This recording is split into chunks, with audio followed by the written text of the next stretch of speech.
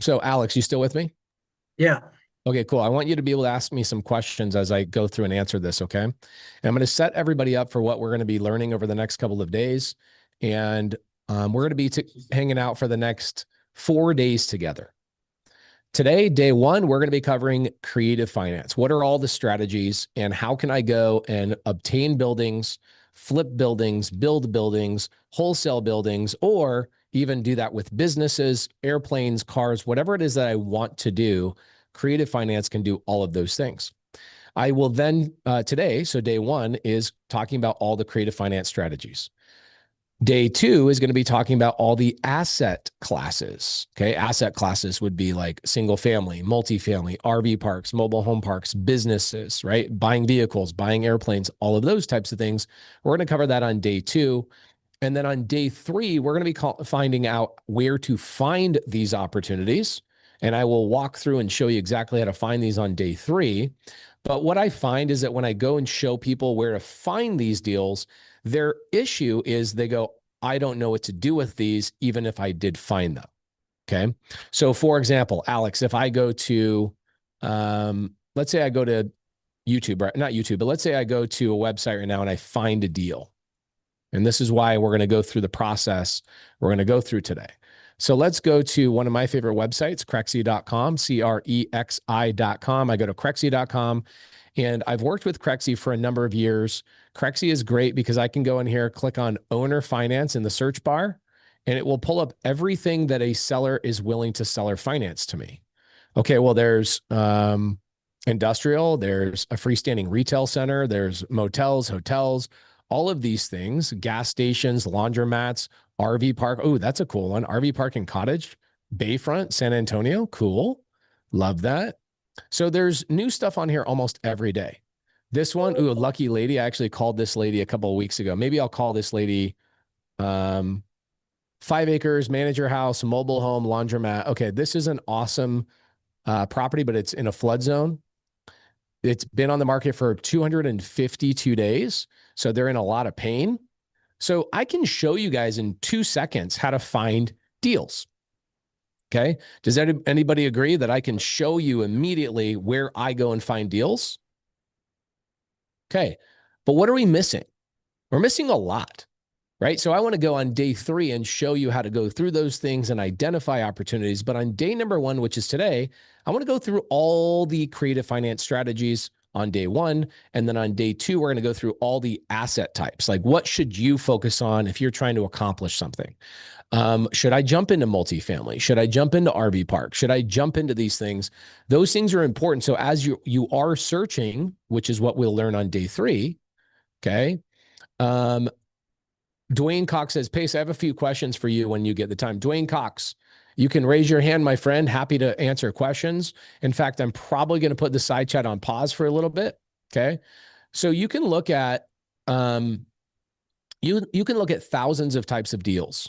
And in fact, I've helped a lot of these companies over the last 10 years find filters that give you the ability to find people willing to sell on seller finance or creative finance. But what are you, somebody that's brand new, going to do? Even though I give you the website, Crexi.com, I go to owner finance. Now you can see one of the 10 places I like to find my deals, but what are you going to do about it? So what we're going to do is on day one and day two is prep you for day three. So when we do find how to find those deals and we go through it, we can now reference things that we learned in day one and reference things that we learned in day two. So again, this is a 4-day challenge. This is a 4-day thing. You're going to hang out with me 2 hours today, 2 hours tomorrow, 2 hours on Wednesday, and probably 4 hours on Thursday, because I want to make sure that I have ample time to do Q&A at the end. Make sure I answer any questions for you guys on day number 4. So everybody, you have the layout of what we're going to be learning. Say yes in the comments, please, and we'll move on and I'll answer Alex's question. Okay. Everybody give me a yes in the side chat. We understand what we're here for. What are you here for? What are you going to learn? What I want you to do is by the end of this week go, wow, I can choose any asset type. Pace showed me which one I should be focusing on based on my personality. Covered that on day 2. I know I can literally buy anything I want without a bank, without credit, without any social security number whatsoever. Pace showed me dozens of properties and dozens of things that he's done I know I can buy anything I want, or I can wholesale, or I can fix and flip anything I want, and I can make money in real estate. This is awesome, right? That's what you're going to walk away with learning by the end of this next 4 days. Is that cool, guys? Cool. Yes, it is. Awesome. So Alex, I made a comment earlier, and just to catch people up on YouTube, what we're currently talking about is I made a comment that I'm worried. I'm worried about what my kids are going to do. I'm worried about what your kids are going to do. I'm worried about what half of you guys are going to do in 5 years, 7 years, 10 years when people start losing their jobs, right? And I also then made a comment and said that I think real estate, I don't have a magic 8 ball, but I look at it and I go, what's the only thing that stands the test of time in 15 years? People need a place to sleep, eat, raise their families, et cetera. And so housing is always going to be something that it's inevitable. Housing is going to be needed. In fact, if you look at the federal government right now, the federal government spent $25 billion last year on housing. Okay. $25 billion giving investors like me or nonprofits voucher money to make sure we help people get off the street and supply affordable housing. The government's already spending $25 billion, Alex. One thing I can guarantee about our government is they will continue to print money as far as, all these kind of programs go. Okay. Yes, we do Section 8. Yes, we do HUD VASH. Yes, we do any sort of HUD voucher whatsoever. We work with cities and municipalities to get the cities to give us money as well. And there's a lot of sober living vouchers and all sorts of those types of things as well. And so I'm going to show you guys that the only people that you're really going to be able to be focusing on are affordable housing. Okay. So what is affordable housing? And we'll go through a good example today, and we'll talk about the first way to buy properties. Okay. It's interesting. Print money, even in this administration that is trying to cut expenses. Interesting, Saji. Did you see the new big, beautiful tax bill that Trump just proposed that's adding another $4 trillion to our deficit? Did you see that? Okay. The government's not going to cut anything. In fact, the $200 billion that DOJ has already found that should be cut. Did you know that in Trump's big, beautiful tax bill, they're only cutting $20 billion of that $200 billion?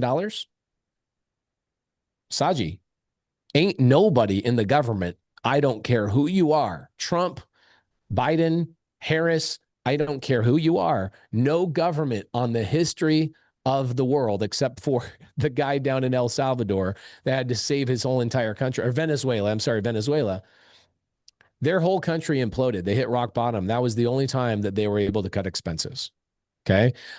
So the government, DOJ, you guys were all excited about DOJ for about 4 months. Trump is only cutting 20 billion out of what DOJ has found, which was 200 billion.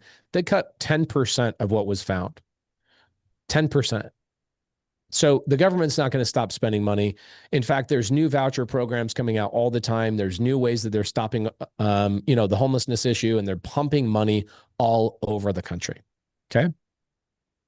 So the main focal point that you should be looking at is, if I'm going to get into real estate, I should be getting into affordable housing. Great. Why is that? Because the government, pensions, retirement basically are the only way that people are going to survive. A word you guys need to learn, okay? A word you need to learn is something called universal basic income. Did you know that 30% of the United States currently depends on government subsidized stuff? 30 something percent. What's happening is the government is printing money to keep people, or they're taking tax dollars from people like me, and they're giving it to voucher programs and federal grants and all of these types of things to affordable housing situations. And they're trying to get people into affordable houses. Okay. It's universal basic income. They're basically going to print money to keep people alive. It's already been happening. UBI is already happening. It's been going on for 10 plus years, and it's just going to get more and more and more significant. Last year, the United States spent $25 billion trying to solve affordability, and they're not able to do it without investors. Investors like us get all the government money. It's beautiful. It's a beautiful thing. Whether it's sober living, it's even veterans, It's homeless vouchers. It's all sorts of things. Section 8 is definitely a part of that. And plus, all the cities have their own little programs, which is awesome too. So if I'm going to go buy a property or I'm going to go build a portfolio, I'm not going and focusing on luxury Airbnb. I think that's one of the worst strategies you can depend on. Why do we not want to go after Airbnb? Okay. The reason why we don't want to go after Airbnb is, do you think that right now the economy is softening and less people are vacationing, or do you think more people vacation when the economy goes soft? It's not a necessity. Yep, there you go. So Airbnb is getting hammered. In fact, a lot of you guys might not know, but 400,000 homes were just pulled off of Airbnb's platform about 3 months ago. 400,000 homes were pulled off of Airbnb's platform about 4 months ago. Okay, there you go. Benjamin Clark says, because people can't afford to go on vacation. Selena says people vacation regardless. Yes, but what they don't do is they don't go vacation in expensive luxury Airbnbs. Okay, they go and they start doing the budget items, or they camp, or what have you. What is something that people will always, always, always do in terms of vacationing? RV parks. This is why RV parks are a big wave of the future, and a lot of people in the SubTo community are doing that. Jennifer says it's too expensive. All right. So let's go back to one of my properties I was just talking about. Okay. One of the big apartment buildings that I own. Let's go to La Primera at Green Valley. So this property right here, I bought this on seller finance, and I'll explain the deal, and we'll go through the first of many strategies for the day. So La Primera at Green Valley, I bought this on seller finance.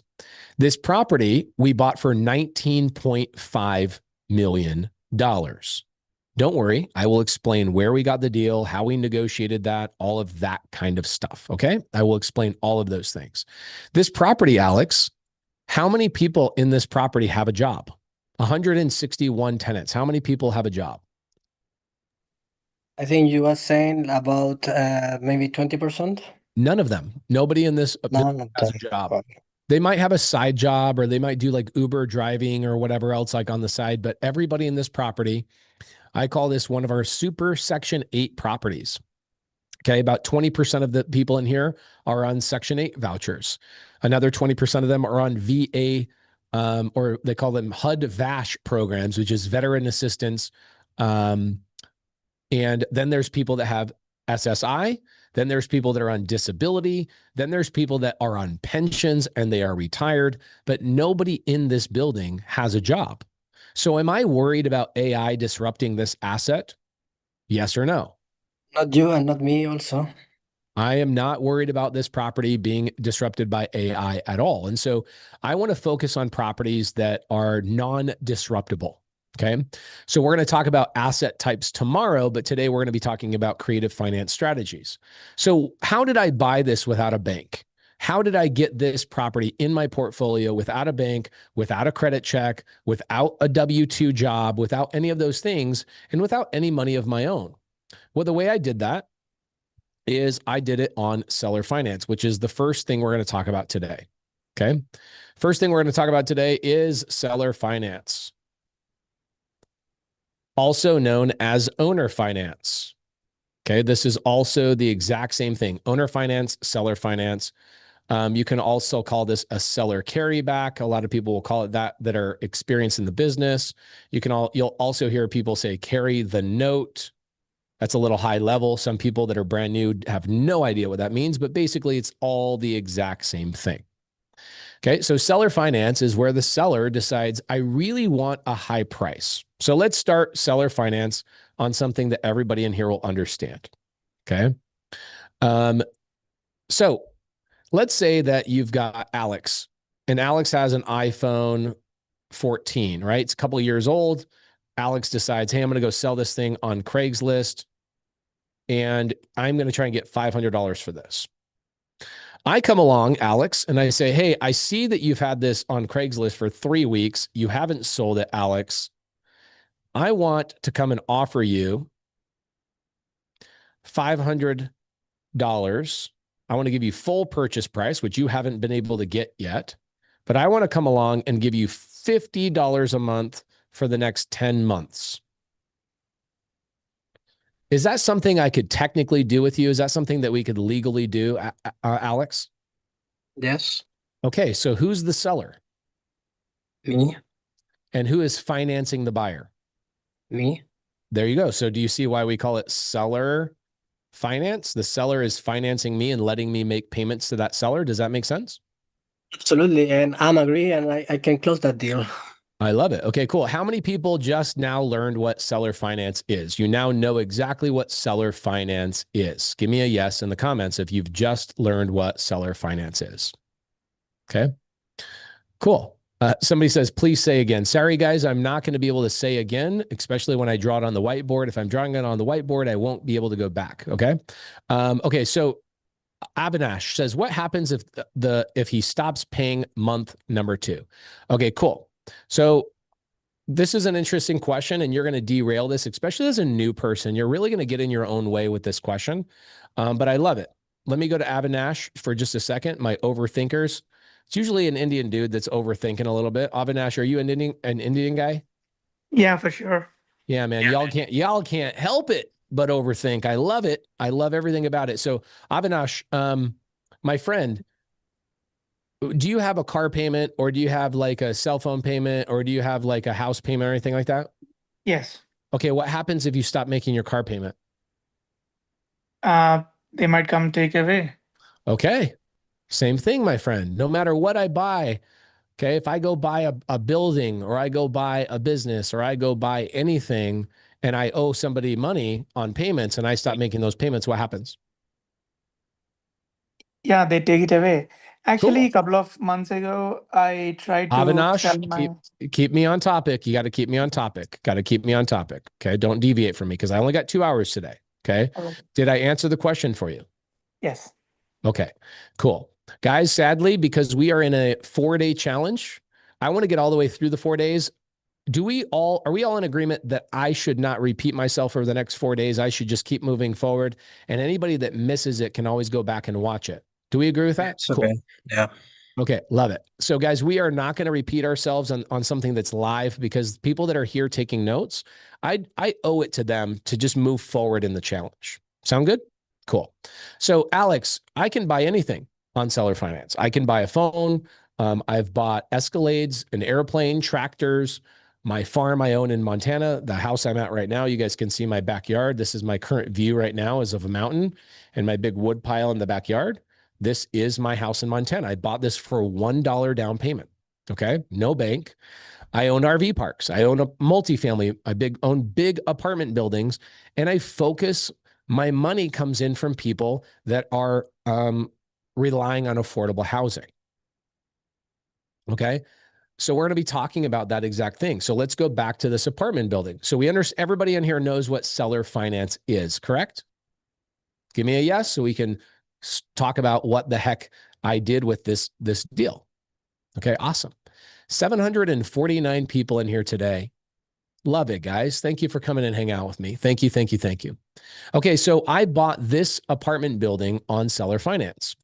And we're going to talk about the benefits of seller finance and why somebody would sell to you on seller finance. Here you go, right here, La Primera at Green Valley, $19.5 million purchase price. When I first started in real estate, I would have been way too afraid to buy this. Okay, it's a lot of management. That's what I thought. Oh my gosh, it's a lot to worry about. That's what I thought. The reality is I don't manage it. I don't deal with it. There's management companies that do all of this kind of stuff. Everybody worries about these things, including me. And so we are going to talk a lot about single family houses that are really, really simple, not complex at all. But this property, we found this property on Crexi.com, Crexi.com, Crexi.com, Crexi.com. Now, Crexi doesn't cost any money to search on or any of that kind of stuff. It's free. All right. We use other software, which I'll talk about on day 3, that does cost money. But today I'll reference a website called Crexi. It doesn't cost any money to use unless you want to use like the pro version. Okay. So Crexi, if you go to Crexi.com, you can go over there and go to the search bar. I'll show you exactly how to do this real quick for those of you guys that don't like to pay attention and stick with me. And the second I say Crexi.com, you're already over on the website. How many people are guilty of that? You're like, I can't pay attention. I'm going to go over to Crexy. So click on the search bar, go down and type in the word owner finance. And then just press enter. Okay, there you go. Literally thousands of opportunities. I have filters on that only give me 512 results. But the main thing is there's about 10,000 owner finance opportunities over there. There's another website I really like, which I'll show you guys as well. For those of you guys that are like, oh, he's not going to show us anything. I will, but on day 3, we'll really hammer home on this, okay? If I go to landwatch.com, another website I really love finding deals on, I can go and type in, give me United States and give me owner finance. So if you go down to the bottom left, there's an owner finance filter. You can see it right where my arrow is, owner finance filter. And there are currently 14,984 listings currently for sale. Land is so easy to do on seller finance. Now, before I end the day, I'll tell you guys how we make money on these, okay? How can you do owner finance with no capital? Jonathan, we will cover all of that, my friend. How many of you guys have gone to college, okay? You've gone to college, you've gone and gotten a job that you don't love, and you've put in 10 plus years between college and the job that you don't like. How many people have put in 10 plus years into that? Okay.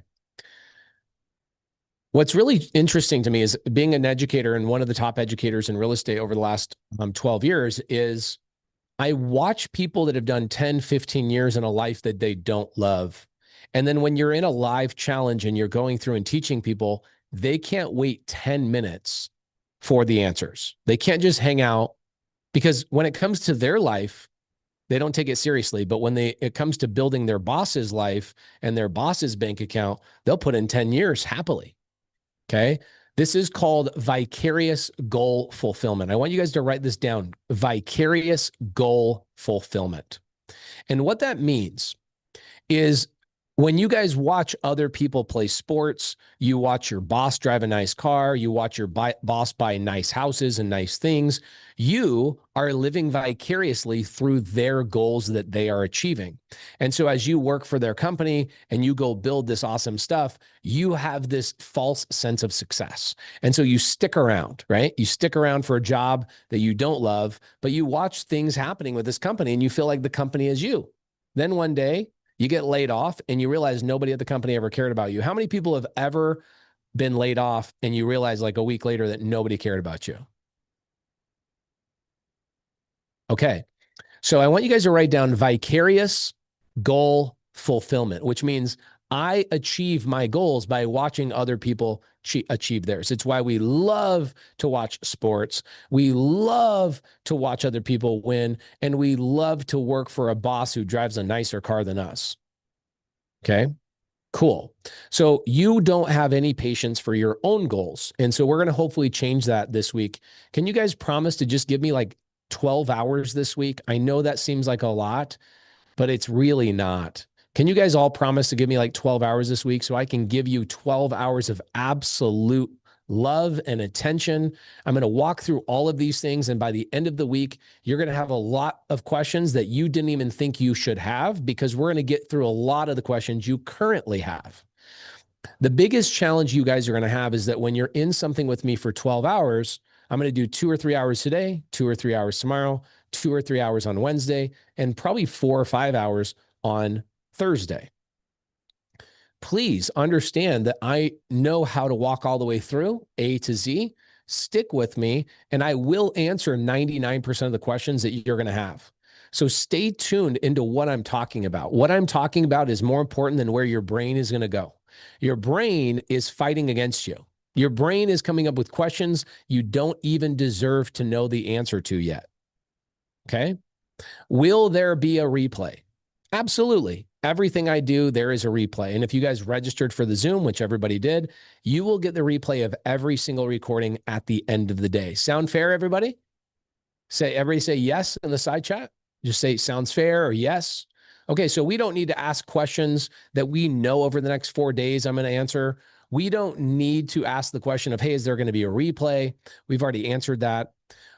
We also know we can just stay tuned right into what we're doing. And we also know that most of what we're going to do is you're going to get a massive chunk of information, and we're going to hang out. I'm going to call live people out.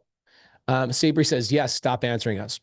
I've done a lot of teaching, and I've learned that if I don't close some of these doors on day one, those doors keep flapping in the wind on day 2, 3, and 4. So I'm actually doing myself a favor by making sure we're closing the doors. Guys, let me ask you a question. Is this being recorded, and will it be shared with you? Yes or no? Guys, are we going to spend 12 to 15 hours together over the next 4 days? And I'm just going to give you massive value, show you real addresses and real stories. And then I'm also going to answer a lot of questions. Yes or no? Cool. Guys, do you think that I'm going to answer most of the questions that your brain is trying to give to you right now? But I'm going to do it in the appropriate order so that when we get to the point that I give you the answer, all of it will actually make sense. Kind of like if I go show you things on LandWatch right now, and I go, here's LandWatch, you will literally just go into analysis paralysis. You'll start walking through and scrolling through all the properties, and you won't know what to do with them. Correct? So what we're going to do is day 1 and day 2 is explain to you guys what strategies exist, how to make money from those strategies. So when we get to day 3 and we start looking at these properties, it will actually make sense. Okay. Sadly, I've done this a bunch of times in my life, and I did it the wrong way. I did day 3 on day 1. I go, let's find properties. And I would call sellers and call the agents, and I would start negotiating, and it would go over people's heads that are in the live training, and they go, I don't know what the heck he's doing.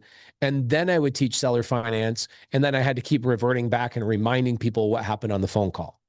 So what we're going to do is we're going to make sure we go through the chronological order, make sure that we're giving you information in the appropriate order, A to B to C to D.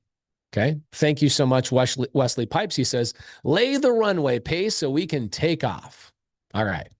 Everybody on the same page. I love the live chat. I love it so much. If you have a question, please raise your hand. Otherwise, network in the side chat. You'll see a lot of my students, very successful students in the side chat, willing to come in here and hang out and help you guys out. Today, tomorrow, Wednesday, and Thursday, this is an open Zoom for anybody and everybody. No money, no pitch, no nothing. Literally just giving you guys a ton of value. Okay. All right, here we go. So I can go to landwatch.com. I can go to Crexy.com, loopnet.com. I can go to getsaucydeals.com, which is actually my favorite software. It's called DealSauce, getsaucydeals.com. I spend probably $150 a month on that software. It's my favorite software because it does everything LandWatch does, Crexy does, loopnet.com does everything that these other softwares do, all lumped into one place. It makes my life really, really easy. I will show that to you on day 3 of how I use it. But first, we're going to go through and make sure you understand all of the creative finance strategies. Okay. Carly, the new link is getsaucydeals.com. Cool. All right. So let's get back into it. Alex, are you still hanging with me? Yes, I'm here. Heck yeah, Alex. I love it. Thank you for hanging out with me, Alex. We got 750 people all watching you right now, which is incredible. Okay. So I can go and buy anything. And I think if I'm brand new, there's something that I'm going to be really stressed out about. I'm going to be really stressed out about every one of these strategies that we're going to talk about, Pace, because I don't want to own property quite yet. I'm really afraid of owning property. Perfect. I also was the exact same way, and you will upgrade through those feelings as you do real estate deals or real estate transactions. The beautiful thing about real estate is you don't have to own the real estate, manage the real estate in order to make significant amount of money from it. Okay. So here are some ways you can make money from real estate right out of the gate. And then we will talk about each strategy. We'll go back to seller finance. Okay. So the first way to make money in real estate is we can just find deals for other people. Okay. I pay probably $50,000 a month to people that just bring deals to me. Find deals for other people. Okay. This is also known as bird dogging. Okay. This is also done. If you guys saw the homeless lady I just helped get off the streets about 20 days ago, I taught her how to do number 1. Okay, Maddie. How many people watched the Maddie story in my free Facebook group the last 30 days? So I can do bird dogging, which is also known as wholesale.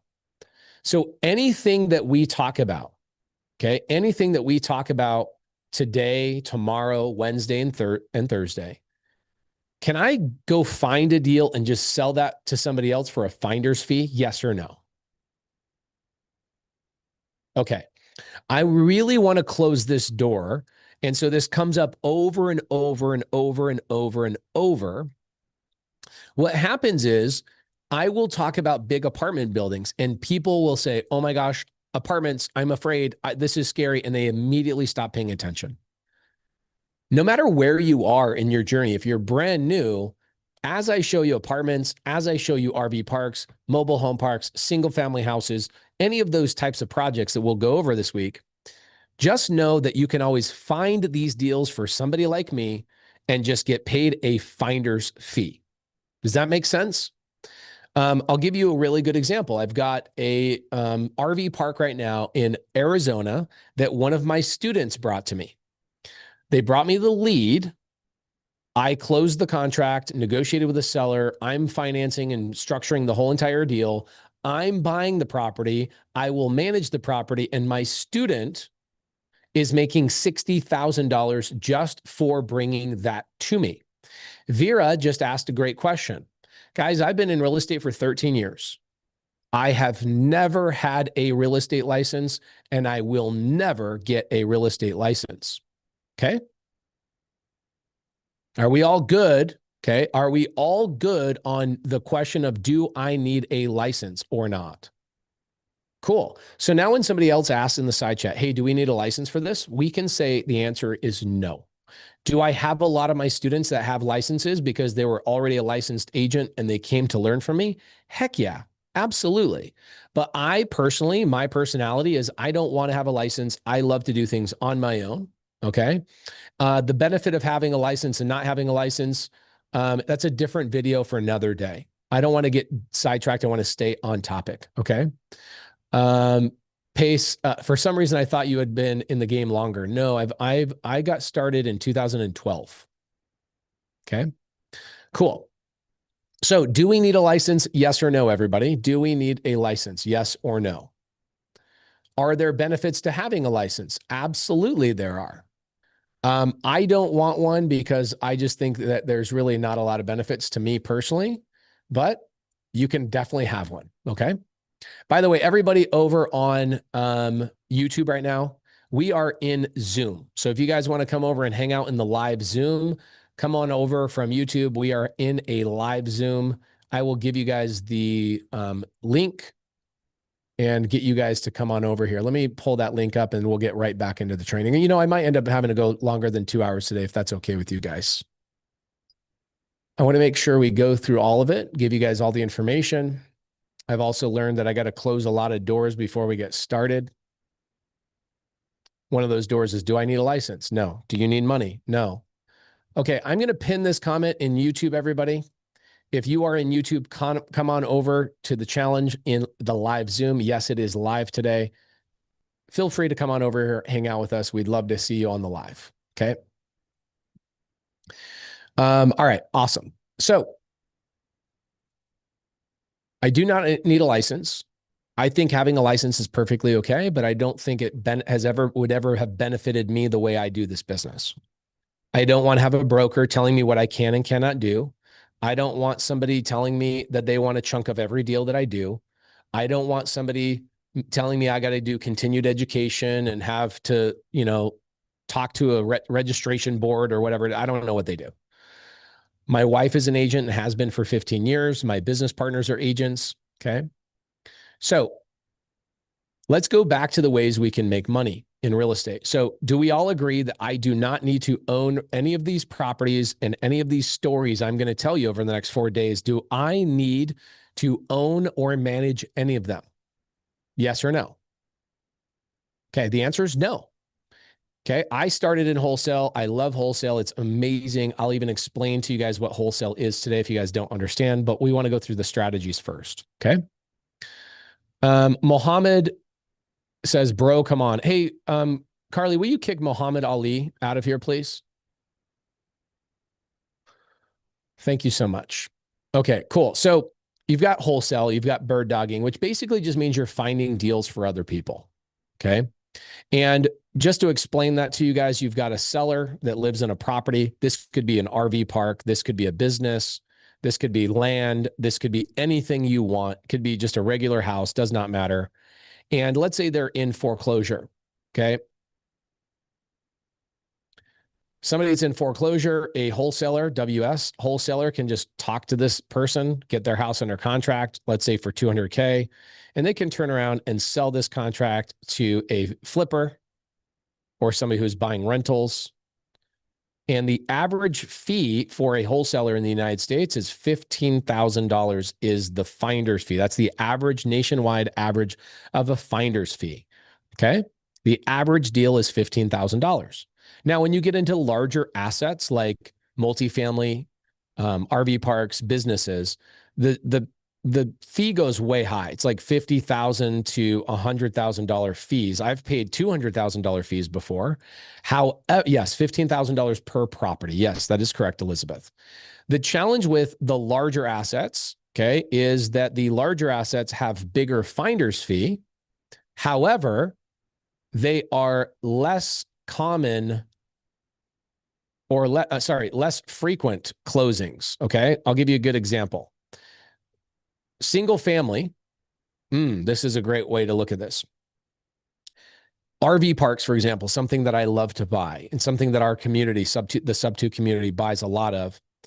There's only 17,000 RV parks in the country. 17,000 RV parks in the entire country. There's 17,000 houses in like one zip code in Houston, Texas.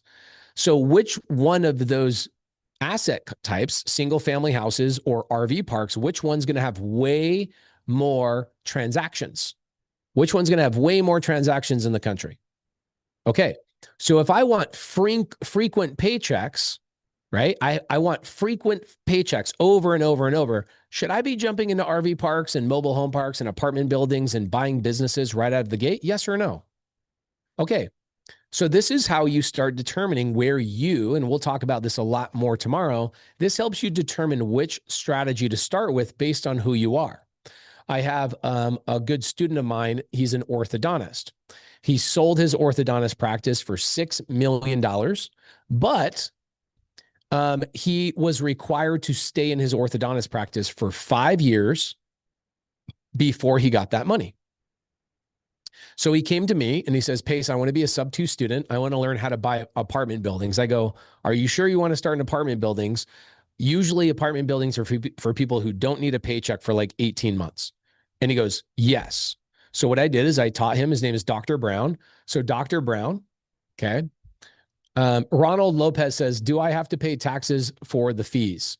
Ronald Lopez, do you have to pay taxes on income? The answer is yes. And I hope that you look forward to paying those taxes as you get a fee for $15,000. So Dr. Brown comes to me, he joins my SubTo community. And what he did over 3 years is he says, Pace, in 5 years, I'm going to be out of being an orthodontist and I'm going to be retired. I want to have enough multifamily properties that I make more money in my multifamily business than I ever did in my orthodontist practice. That's my goal. And I go, oh, 5 years? Yeah, we can do that. He did it in 3 years. Okay. He got his net income as a multifamily investor, his net income in 36 months, up to $60,000 in his pocket per month, every single month in 36 months. But what was his first paycheck? His first paycheck was on month 36. Why? Because every dollar he made, he rolled into the next property because he was trying to build an empire. Do you see how, depending on who you are and what your needs are, your strategy is going to change as you, the individual, also? Okay. So who in here needs more frequent transactions and you're okay with a smaller finder's fee? Give me a yes in the side chat. Okay. For everybody saying me or yes, you're going to be in single family. Okay. Are you going to start with buying and wholesaling businesses like you see everybody talking about online? Guys, the average business takes about 18 months to find, negotiate, vet. Okay. 18 months. Are you guys in? Do I buy businesses? Yeah, but I'm not buying one a week. You're buying a business, even when you're really, really good, you're buying a business like once every 12 to 24 months. So if you're trying to get a big finder's fee, should you be going after businesses and multifamily and RV parks and mobile home parks if you need a paycheck in 2 weeks from now? Yes or no? The homeless lady that wrote me an email a couple of months ago says, I live in a shelter right by you. I have 30 days until they kick me out of the shelter. I need to get on my feet. She needs to get a paycheck. Am I going to start her in RV parks, mobile home parks, land development, flipping houses, buying businesses, any of those types of things? Or am I going to get her into single family? Okay, great. Has this been helpful for everybody to determine where they should probably start? Okay. Awesome. Love it. If you guys haven't already gotten value, you've been asleep. Okay. So start with single family if you need frequent transactions, because there's so many transactions going on. Okay. For the lady, her name is Maddie, the lady I helped her get her first deal. She got her first deal in less than 20 days. And I told her she's only allowed to work 45 minutes a day, 4 days a week. Okay. So in 16 days, so 20-day time span, she was only able to work 16 of those days and 45 minutes per day. And she got her first deal. Okay. She got that from sitting in a shelter with a broken phone. The thing's completely shattered. She found the deal and she did all the work from what I'm going to teach you guys here today. And she got her first check. If you guys want to see that, for those who's new to me that doesn't follow me, like doesn't follow me on Instagram. Okay, cool. Let me just show this to you. This was really fun for me to do. I'm going to brag a little bit. Let's go to Pace Morby Instagram. I shared the story. We're currently writing a book about her and giving it away to everybody, which will be a lot of fun. The book, we're going to sell the book for $19 and we're going to give all the money away to people in homeless shelters. Okay, cool. So let's go to my stuff. Where's my stuff? How do I go to me? I haven't posted about her in a couple of weeks because I've been up in Montana, but here she is right here. This is her house. This is Maddie, little 5 foot, half black, half Asian lady. Awesome lady. Got her first deal right here. And I had all these SubTo students of mine come out and congratulate her at this house. She made $5,000 finding a deal for somebody else. Okay. She made $5,000 finding a deal for somebody else. So that house behind her, does she have to buy the house or can she bring the opportunity to somebody else? Now, does that give you guys a little bit of like, holy moly, I can do this? Like literally a homeless lady in a shelter, everything I'm going to teach you this week, you guys can do with no money, no credit. Okay. A lady in a shelter, I took her to the bank and the bank did not let her deposit her $5,000 because she has not had money in the bank in 4 years. That's who got a deal. That was just a couple of weeks ago. Okay. Now she's getting ready to listen or learn from me how to get her first rental property because now she's ready. She knows how to make active income in the business. And so now she's going to get her first rental property and she's going to house hack and live in that house for free. Okay. So for those of you guys going, can I do this? The answer is yes, you can absolutely do this. If a homeless lady living in a shelter currently, okay, is able to do this from a broken phone, you guys can do this too. So the first way we can make money in real estate is find a deal. How did she pay you? Lynn Halkin, how did she pay me? That's a good question. I think, Lynn, you're thinking that you're probably like, you think she's a student of mine. Lynn, how you doing?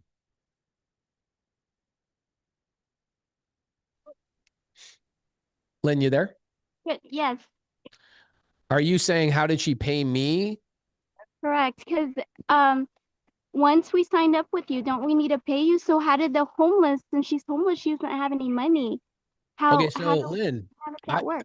have you seen me have you ever watched my YouTube channel? I've got 3,700 videos on there. No, sorry. Okay, so I've put 3,700 videos on my YouTube channel for free. Okay. What I do is I'll randomly select somebody sleeping in their car. I'll randomly select a gas station attendant. I'll randomly select a homeless person, and I will go document their journey and give it all away for free. And so she was my test subject, right? I taught her, I recorded everything. And in like maybe a week, I'm giving away all of the recordings of every conversation I had with her, every whiteboard video I did with her. And then she went off and did the work. I did not do the work for her. And so like every 6 months, I pick a new person. Okay. And she was one of those people I picked. Why did I pick her and why did I do it for free? Well, because I wanted to document it and give it to you guys for free. I do countless hours of free stuff for a lot of people. Not everybody joins my community. I'm happy to help people for free. Okay. So if you're one of those people that goes, I can't join your community, awesome. Keep watching my YouTube content. Keep I wrote a book a couple of years ago called Wealth Without Cash. That's a great book. It's $16 on Amazon. I have a lot of resources that are really inexpensive or free. In fact, this challenge is free, correct? Did you pay to come in here today? No. Okay, cool. I can tell you what you're going to learn this week is more than what I taught Maddie to go get her first deal. Okay. Lynn? Yes. Okay. Are we on the same page? Mhm. Okay. Very cool. Do people join my community? Yes, of course they do. But that is not what we're doing here this week. We are just hanging out together. Usually throughout the week, people will go, how do I join your community? We could talk about that another day. Let's just talk about focusing on the training. Okay. So, we can find deals for other people. We all agree with that now, right? Maddie found a deal for a buyer. She made $5,000. What did that buyer do with that property? That buyer bought the property and they're actively fixing and flipping it. Okay. They are actively fixing and flipping that property and they paid Maddie $5,000 to bring that deal to them. Okay. So we can find deals for other people. This is called wholesale or bird dogging. What's another way to make money in real estate? Okay. The first one is finding deals for somebody else. Hold on. I dropped my pen.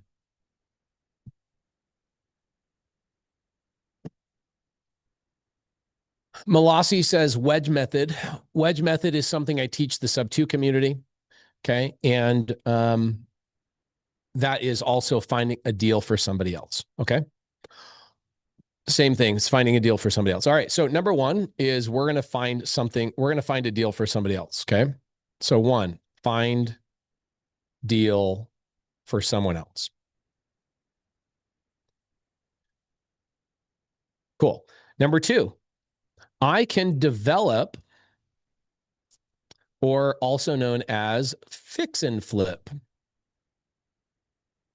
Okay. I can buy a deal myself. I can go fix and flip that property. Does anybody need to be educated on what fixing and flipping is? I hope not. There's about 1,000 TV shows about it.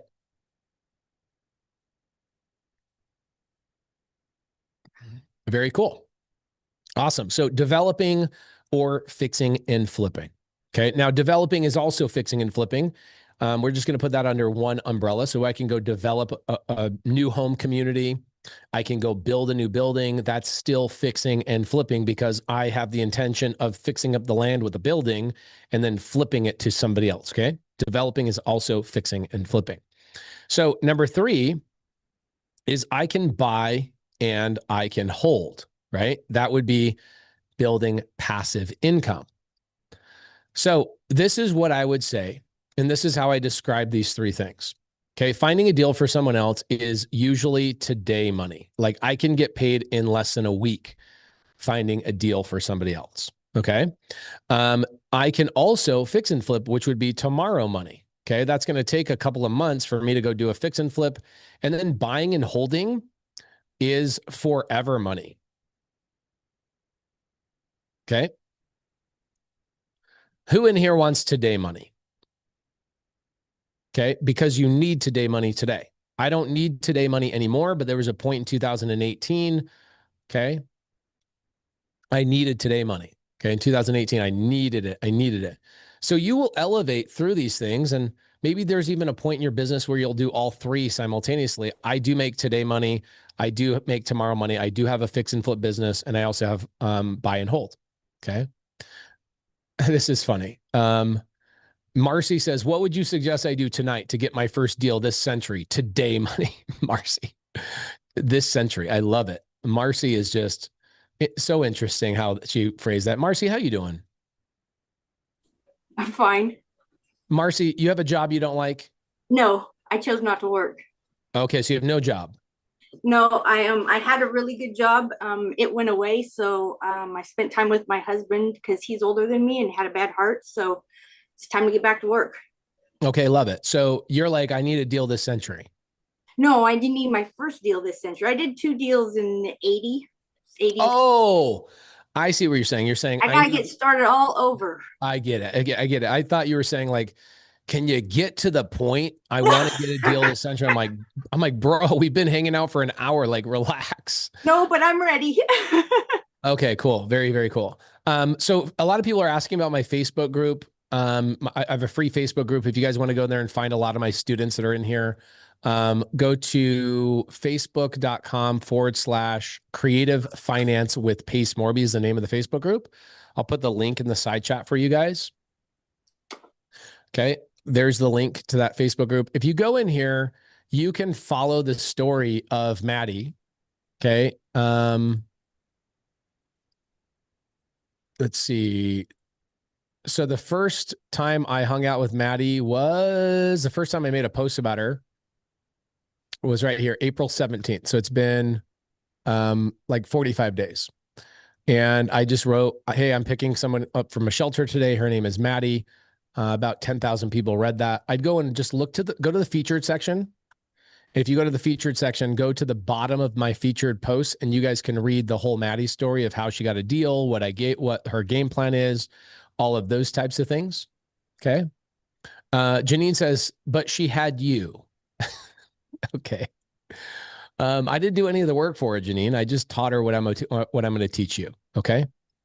So Janine, if you want to be like physically on my team, I'll tell you how to do that. I'll show you how to get on somebody's team like on Thursday. Okay. So stick around with me by Thursday. And if you feel like I still need somebody to just show me in person, I will literally get you on a team.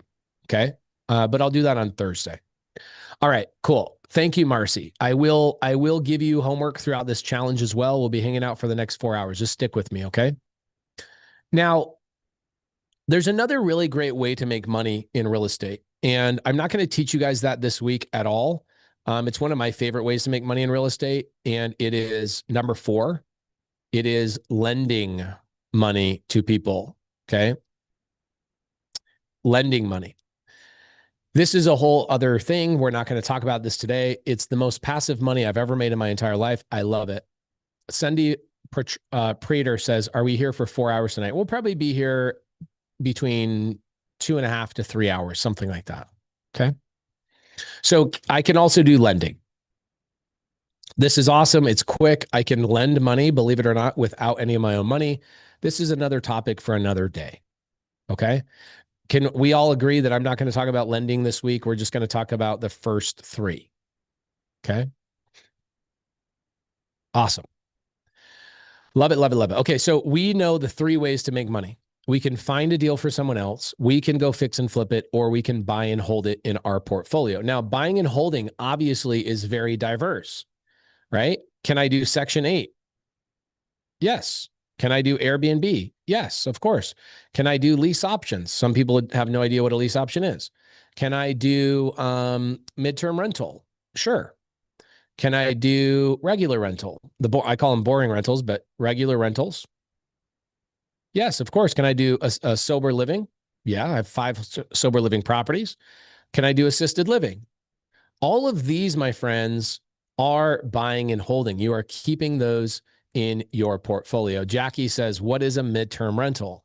A midterm rental is renting this out for usually 3 to 6 months. So it's not a short-term rental like an Airbnb. It's midterm rental, which is typically like airline pilots, traveling nurses that go on contract to a new location for 6 months. A lot of it's insurance claims. So let's say a family, their house floods and they need a place to stay, the insurance company doesn't put them up in a hotel. They put them up in a midterm rental. Okay. So Sydney says, I'm so grateful I get to be here. However many hours it takes. Thank you so much, Pace. Thank you, Sydney.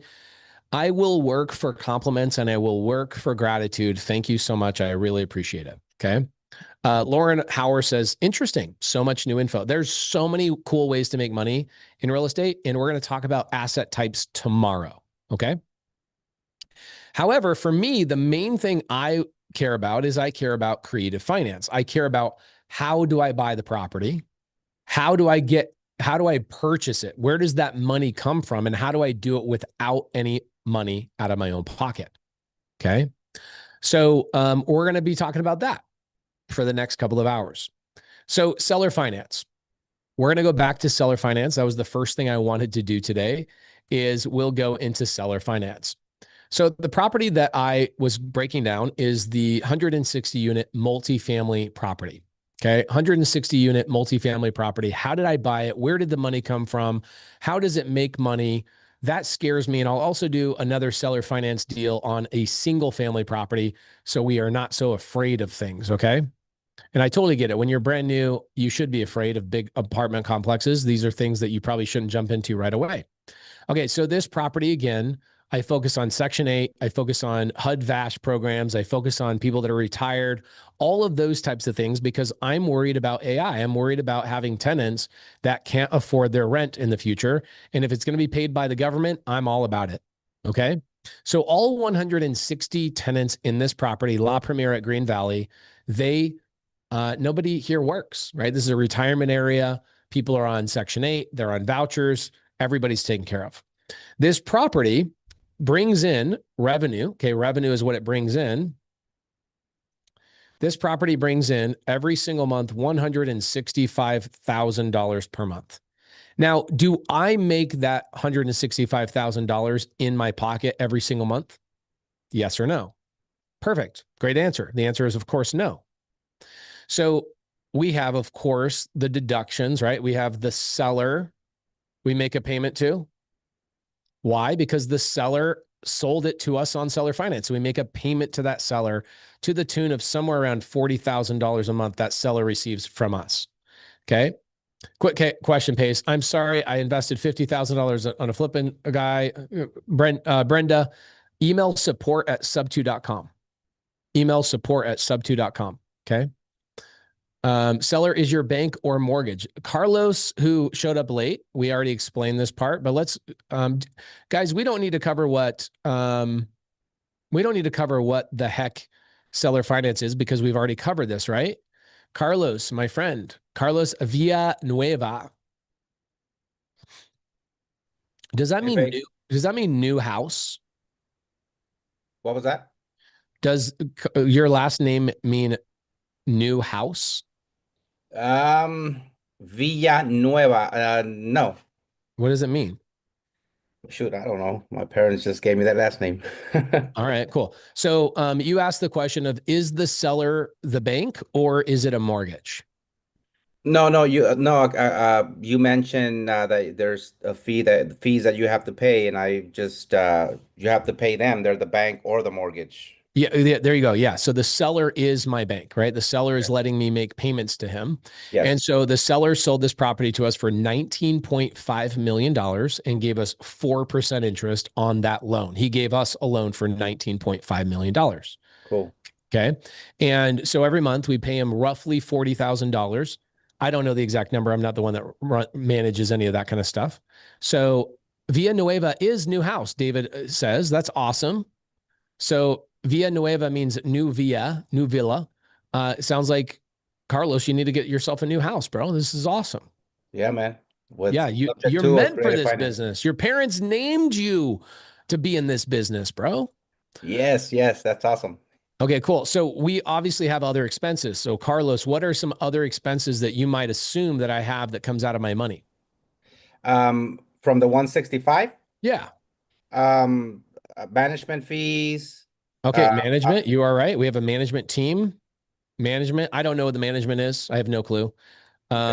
Insurance, I guess. Ooh, insurance. That's great. What about taxes? Oh, taxes. Yes. Love it. Property What about what about like repairs? Oh yeah, like What doesn't about like that comes from management, like no, handyman? the management is going to manage the property. They're going to fill up the tenants. They're going to manage the tenants. They're going to collect the payments, all of that kind of stuff. Oh, Repairs are like handymen that the management team manages, but that's a completely separate team that gets Oh. managed. And those handymen and landscapers and all those kind of people obviously have their own separate paychecks, et cetera, right? okay, yes. Cool. We also are improving the property. So out of the money that we receive every single month, we take a portion of it and we usually will renovate 1 to 2 units every single month. We own 161 units. I know I'm going fast through this, guys. Okay. Okay. So Jonathan, I'm going to point something out. Okay.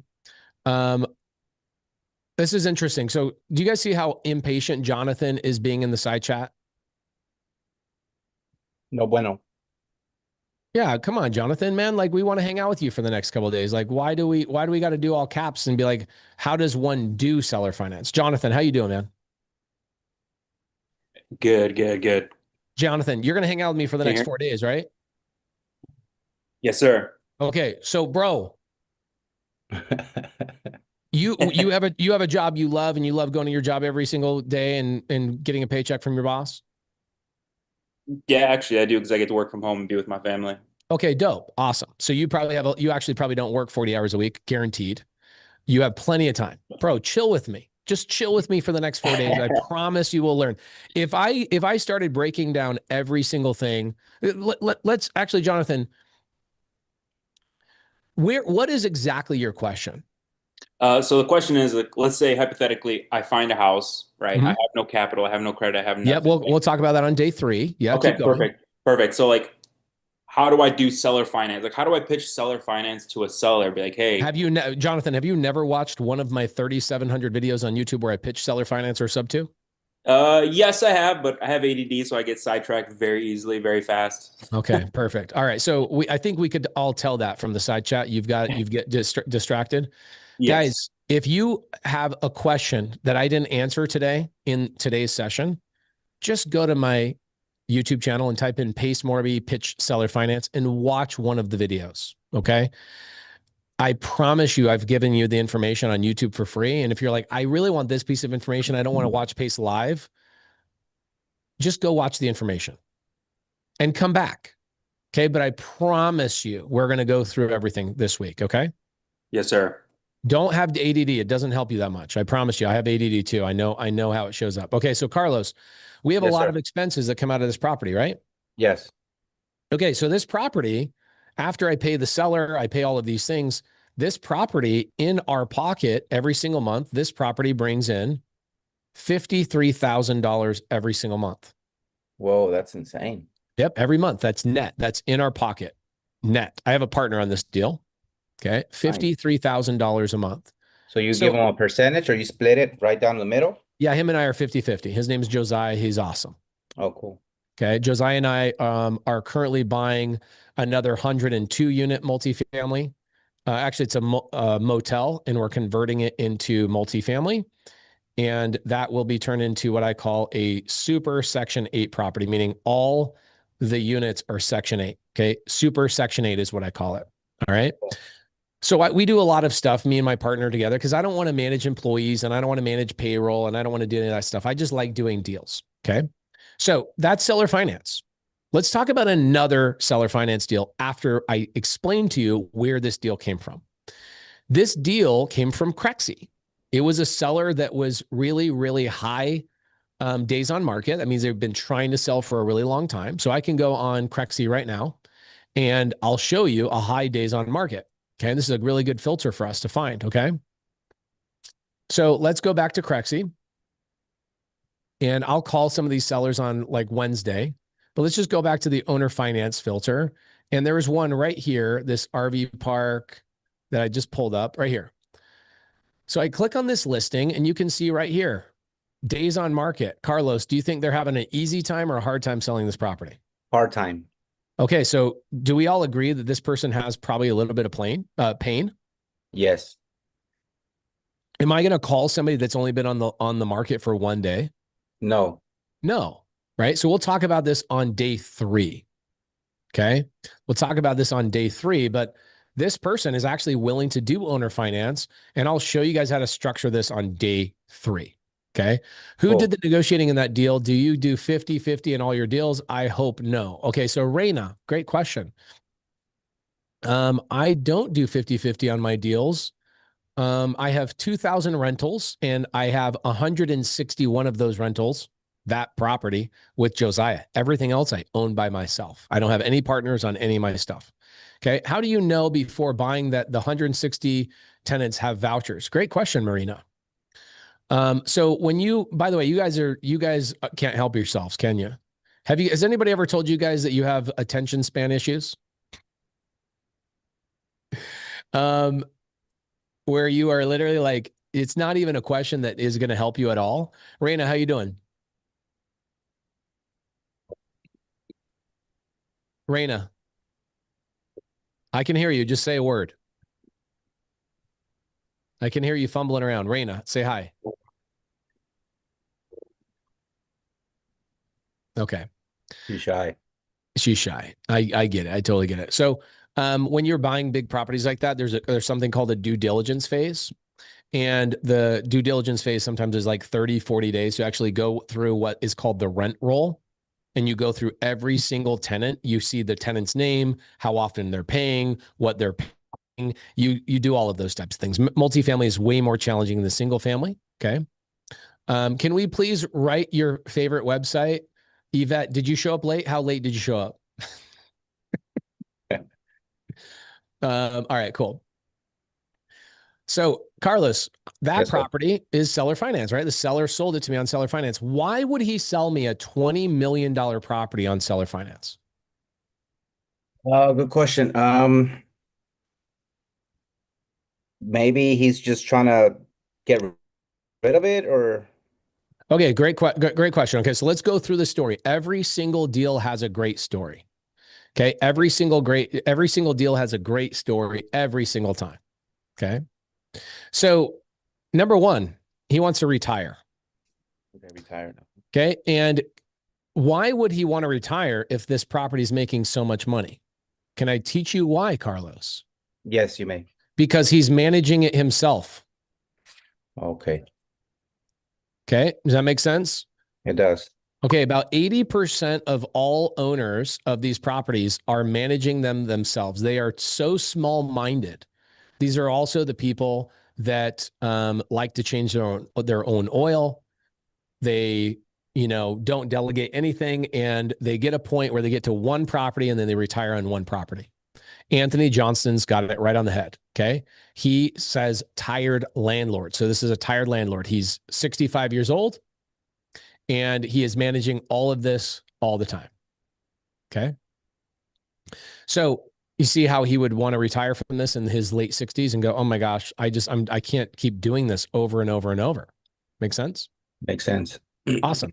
And by the way, how many of us grew up this way? Mm. A lot of us grew up this way. We watched our parents literally do all the work themselves, right? My dad would always say stuff like, if it's meant to be, it's up to me. And if it's going to be done right, I'm going to do it myself. Anybody want to see my turkeys in my backyard? Check it out. Dang it. Hold on a second. Let me point down at the turkeys.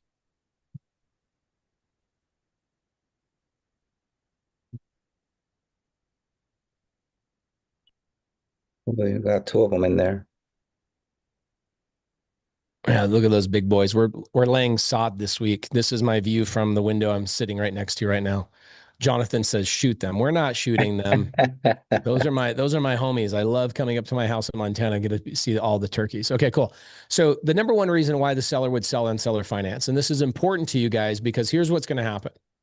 When we go to day 3 and I show you guys how to actually reach out to these sellers, the number 1 question that a new person will have is, why would the seller let me make payments to them?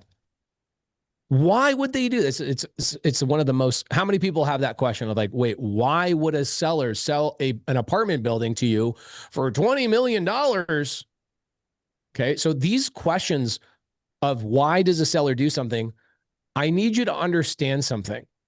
This is more important to understand a seller, their why. This is what we call bunnies in our SubTo community. What are their pain points is more important than the structure of the deal. In fact, the structure of the deal is way easier once I know why they're trying to sell the property. Okay. They're getting ready to lose it, I guess. What's that? They're getting ready to lose it for yeah, sometimes that, not this property, but a lot of people are in foreclosure, or they're having a hard Right. time managing it, or they hate their tenant, divorce, job relocation. I can tell you 1,000 different reasons. Okay. In fact, one of my favorite agents is in the side chat today. Her name is Victoria Hedden. I've done, a handful of deals with Victoria. She has a seller right now in North Carolina. Hi, Victoria. Good to see you. She has a seller that I just spoke to actually about a week ago that is having a hard time selling his house. The market is really slow. And so their biggest pain point is they can't sell their house and move on. Okay. Sometimes it's as simple as that. This seller on this big apartment building, I want you to understand why, because these are common whys, is he wants to retire. Okay. He wants to retire. What's another reason why he's selling is because his kids don't want the property. Now, why would his kids not want the property? The kids don't want the property because, Carlos, maybe they want to spend time with the parent, the dad. they are spoiled. Spoiled. Okay. Have you guys ever heard the quote of hard times create strong men? True. Strong men create good times. Good times create weak men. Weak men create hard times. So what do you think this guy who owns a property that brings in $165,000 a month, what do you think his kids have gotten? Now, I'm literally at Tony Robbins' house 3 times a year. I'm going to be at Tony Robbins' house in a couple of weeks in Coeur d'Alene, at his house in Coeur d'Alene, Idaho. And I'm hanging out with Tony a couple of months ago in West Palm Beach. And he says a great quote to me. He says, Pace, the only advantage that you have not given to your children is disadvantage. Think about that. The richer you get, the more you make your kid's life easy. Your kid's life becomes easy. Do your kids really want to work that hard? No. It is so absolutely true. And so this seller, you think, oh, well, his kids, why would his kids not want to take over the property? Because he never had kids that needed to hustle. Never had kids that needed to hustle. And so these kids don't want the property. Okay. Another really, really big reason why he would sell to me on seller finance is because on seller finance, he gets the highest number possible. Highest number possible. He gets paid what he asks for, right? Yep, he gets the purchase price that he asked for. In fact, the story on this deal, Carlos, is that the seller originally listed the property for $20 million. He then lowered the price multiple times down to like 18 something million. And we came back and offered him 19.5 million. We offered $1 million higher than what he was currently listed at. Why? Because purchase price is not as important to me, because I can get really low interest. And I got 4% interest, even though all the banks are giving 7.5 or 8% interest. I got 4% with the seller. And because I got 4% on paper, I can afford to pay a little bit more money. Does that make sense? It does. So you were after terms. I always after terms. Always, always, always after terms. Okay. So the seller got their price they wanted. In fact, they got higher than what they wanted. Make sense? Makes sense. Cesare says, for how long? The seller gave me 30 years. The payment is based on a 30-year payment, but I have to pay the seller off, refinance, or sell the property in the next 10 years. Okay. So that's called a balloon? That's called a balloon. So I set it up as a 30-year payment, but in 10 years, the seller wants to be paid everything all in a lump sum of whatever I owe him at the end of those 10 years. Okay. So in 10 years, you will refi and then you cash them out. I will probably refinance it, or I will sell that property and go buy a bigger property with all the money that I made. We bought it for 19.5 million almost 2 years ago. It's not quite 2 years ago, and it's already worth $26 million because we've raised the rents. So I've already made $7 million on this property. So when I go sell the property, I'm going to roll that money into a much larger property that even makes more than 53,000. Does that make sense? Yes, that's called a 1031. When you That roll is up. called that's called a 1031. Cool. Awesome. Okay, so the seller gets the highest possible price. What's another reason why the seller would sell to me on seller finance? Another reason is because he can charge me interest a lot of times. Okay. And people will say, well, how did you get to that interest? Well, I figured out how much money I need to make on this property to make it worth my time. And I went to the seller and I said, I'd like to pay you 2.5% interest. The seller came back and said, I want 4% interest. And that percentage rate works for us. So we went back and forth and we settled on 4%. Okay. Another reason why a seller would sell to you on seller finance is because he can avoid capital gains. Okay. If a seller sells to you on seller finance, he can avoid capital gains. And what does that mean specifically? Okay. What taxes? That's taxes, right? It's capital gains tax. It's a different type of taxes. So think about this. The seller actually has owned this property for 35 years, Carlos. He sold it to me for $19.5 million. 35 years ago, what do you think he got into this property for? Way less. About $4 million 38 years ago. Wow. Or 35 years ago, $4 million. So over this time frame, my friend, he's made $15 million. That sounds pretty great until you realize that the federal government wants to take 35% of it. Yeah. Do you want to go give $6 million over to the federal government right now? No. Okay, so guys, please pay attention to this. When people ask you, why would a seller sell to you on seller finance? I just gave you 6 million reasons why. Did I not? Yes. Okay. He avoided $6 million in taxes by stretching out this seller finance for 10 plus years. Okay. Now I have a lot of training on like deep diving on this inside of my community, but I'm just kind of giving basics today. Does everybody understand why a seller would sell to me on seller finance on a property this large? Okay. Yep. Love this. All right. Somebody said something about objections. Why wouldn't they, these are called answering selling objections. Anthony Johnson, I don't know what that means at all. Let me ask you what the heck you mean. Anthony, what's up? What do you mean by that question? I don't understand. Hey, it's Pace. I was just saying that's how you answer your seller objections. You're always great about it. I was just trying to explain that part. Oh, got it. Okay. Sounds good. Sorry about that. I wasn't trying to interrupt you. Oh, no, you're good, bro. You're good. You're good. I was like, I don't understand what he's saying. Nah, it should have been worded better. I was just trying to help others that might not have known. Okay. Eduardo Ablin, what is your question? Eduardo Ablin. Hold on a sec, guys. Do you guys want me to do a little bit of Q&A on the seller finance thing for a minute and pause on going to the next strategy? One question. Is it possible to put the comment section into the videos that you're recording? Because I think it can help and probably have more people connect to each other. And you misunderstood my question from before. I was asking, what's the website that you said that you could find all the different properties? I Googled it and I think I might have found it, but I'm not sure if it is. Okay. Are you guys ready? I'm going to give you 10 of these on Wednesday. So stick around with me on Wednesday. But Eduardo, this is what happens when you show up a little bit late. I do move fast because I want to go through a lot of information, but Crexi.com is number one. So CREXI.com. You're not going to find single family houses here. You're going to find a lot of multifamily apartment buildings. You're going to find RV parks, mobile home parks, etc. on Crexi.com, CREXI.com. Do you got that, Eduardo? I wasn't talking about that. Oh, okay. Can you help me understand your question a little bit better? All right. You always record your sessions.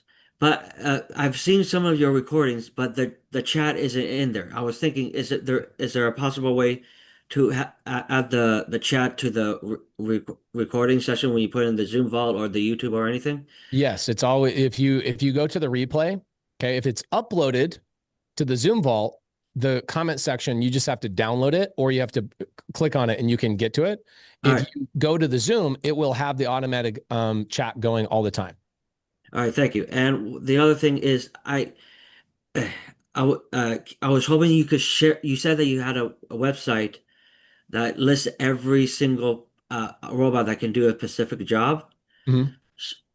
So I was wondering if you could share that website. It's something that we should also Yeah, it's pretty learn. it's pretty dope. It's called Google. I don't know if you've heard of this one. I'm just joking, but it is Google. So think about this. Let's go nurse robot replacement. Any job, just type it in, nurse robot replacement.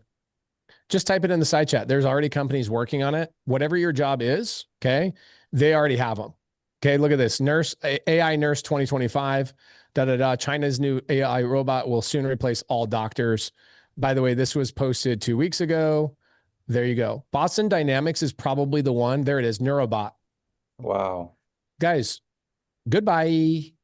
Even for the construction, right? There's one called Rufus. I actually found a different website, types of robots, robotsguy.com, and I was wondering if that was the one you were referring to. No. I just Google. Usually I'll Google like top blah blah blah. But if there's a robot one that you want to share with people, put it in the side chat. I'd love to see it. But this is the roofing one is my favorite one because you get roofers that get so obsessed with their roofing job, and they genuinely think that they're safe.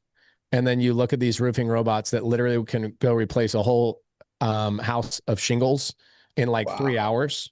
Wow. Guys, it's already happening. Right? Yeah. Cool. All right. So let's stay on topic.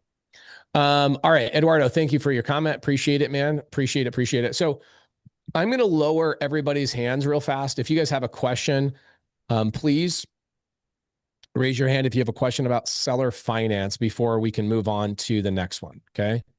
I have a question. Okay. What do you got? The seller finance part. Okay. Subject to creative finance and when you combine those two, I forgot the name of it. When you have it's called a hybrid. A hybrid, yes. That's the third thing we're going to cover today. Okay. So just so you guys know, creative finance is an umbrella. Okay. Creative finance is a big umbrella that a lot of strategies find themselves underneath. Okay. So creative finance, you've got seller finance, which we just covered. I'll give you guys another story of seller finance. We've got SubTo or subject to, which is the thing I'm primarily known for, even though I teach all of these things. Lease options. You've got the Morby method, which is an awesome one. I hope we have time for today. You've got wraps. You've got novation agreements, dating contracts. You got all the things. Okay. So when you combine SubTo and seller finance together, or even a couple of these together, they are called hybrids, which is what you're asking. A hybrid means it's two of the strategies combined. Okay. Okay. Now another word of identifying subject to is also wrap. No, it's a different thing. So it's similar, but it's different, and we'll cover that today. Okay. Okay. How much do you do a SubTo or seller finance on single family with PI? Guys, can you guys like ask ChatGPT to like fix your questions before you throw them in the side chat?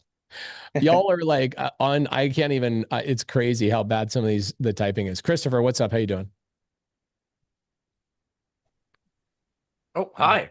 Hi, what up? What do you got for me? Wow. I'm kind of surprised. Didn't think I would be actually getting on. You're just before anything, I'm going to say that you are definitely an inspiration to a lot of people, an inspiration to myself. And I wouldn't be here right now bird dogging if it wasn't for you leading me on to this. Thank you, Christopher. I appreciate that.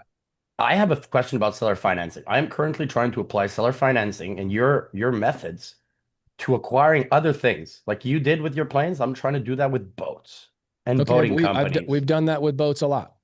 That's what I was actually wanted to get into. I wanted to know how would you exactly apply all your strategies to these assets that are basically they're sitting around costing people money?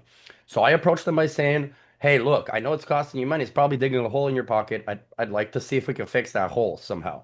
But now what is happening is I possibly got like 2, 3 boats under possibly like seller finance, but where would I store them? Now I'm searching at companies, boating guys. It's like it's a vicious Okay. cycle. So Okay, so let's start with anything. Okay, let's start with anything you guys want to buy. This is a great question for everybody. Please, everybody, note takers, please pause for a second. Kevin Burns says, dang, it's amateur hour. We all start somewhere, but dang, guys, I've explained multiple times, like this next 4 days is for a lot of beginners. I love doing this like once a month. If you guys are in my community, like in the SubTo community, all the high level training, like really deep, dark secrets about everything, that's inside of SubTo. Guys, go in there. If you're in SubTo, go in there. If you are brand new, this is for you. Do you see how patient I am with people that are brand new? extremely. Yes, you are. And I'll tell you why. For all of you impatient knuckleheads, I've been impatient too. But I want to explain something to you, especially the high-level resourceful people like me. I'm a doer. I do things very quickly. I'm going to explain something to you. I have probably $80 million in my portfolio from people that I was overly patient with. I bought deals from them because I looked at them as a seed that just needed the proper soil and water every single day. So let me ask you a question for my impatient people. If I told you that I could give you a seed that could give you anything you wanted in life, it would produce a fruit that would give you anything you want, how often would you water that seed? Every day, if it's As possible. often as possible, but not every day. You don't want to overkill it. Yeah. Okay. So did I do this training today for 10 hours or I'm only doing it for 2 or 3? 2 or 3. Okay. I'm not overdoing it. Right. No. And that's why I sparse it out over 4 days. So the people that are impatient, I want you to understand something. Some of the greatest deals I've ever done are from people that needed so much love on the front end. They needed so much. They didn't believe in themselves. They came from abusive families. They had people that killed themselves. They came from prison environments. Some of the craziest, highest level people I now get to hang out with came to me originally, and they were merely a little mustard seed. You could barely even see their potential. And I watered them and I loved on them and I was patient with them. And then 6 weeks later, I buy $1 million RV park from one of them. And I'm like, this is why I do what I do. Because if I'm patient, the seed will produce a fruit. Now, on the other side, let's say that one of your neighbors, okay, think about this. One of your neighbors learns that you have a magic seed. And he comes over to you. And the magic seed for me is teaching people with patience. That's my magic seed. And you guys are the seed. Patience is the water. Okay. And my neighbor sees that I'm buying deals and I'm helping people and it's producing fruit. This magical seed that I have is producing fruit. So he comes over to me and goes, I'm going to copy what you're doing. Great. Awesome. So I give him a seed. I show him what I'm doing. Would you think your neighbor is a lunatic if he plants a seed and every day he waters it, he digs the seed back up to see if the seed is growing? Or would you think that that's normal? A lunatic. He's a freaking lunatic. And so, and people who lack patience for other people, you are the neighbor that sees me producing results and changing the industry and changing the world. And you're the people that will dig up the seed every day and go, gosh, dang it, why aren't you giving me fruit? Well, because it requires patience and it requires love and it requires stories. And it requires, I've learned through teaching thousands and thousands and thousands of people and turning tens of thousands of people into millionaires and getting a lot of people to quit their jobs. I've probably helped over 100,000 people quit their jobs from what I teach. I've learned that the number one ingredient in their success is patience.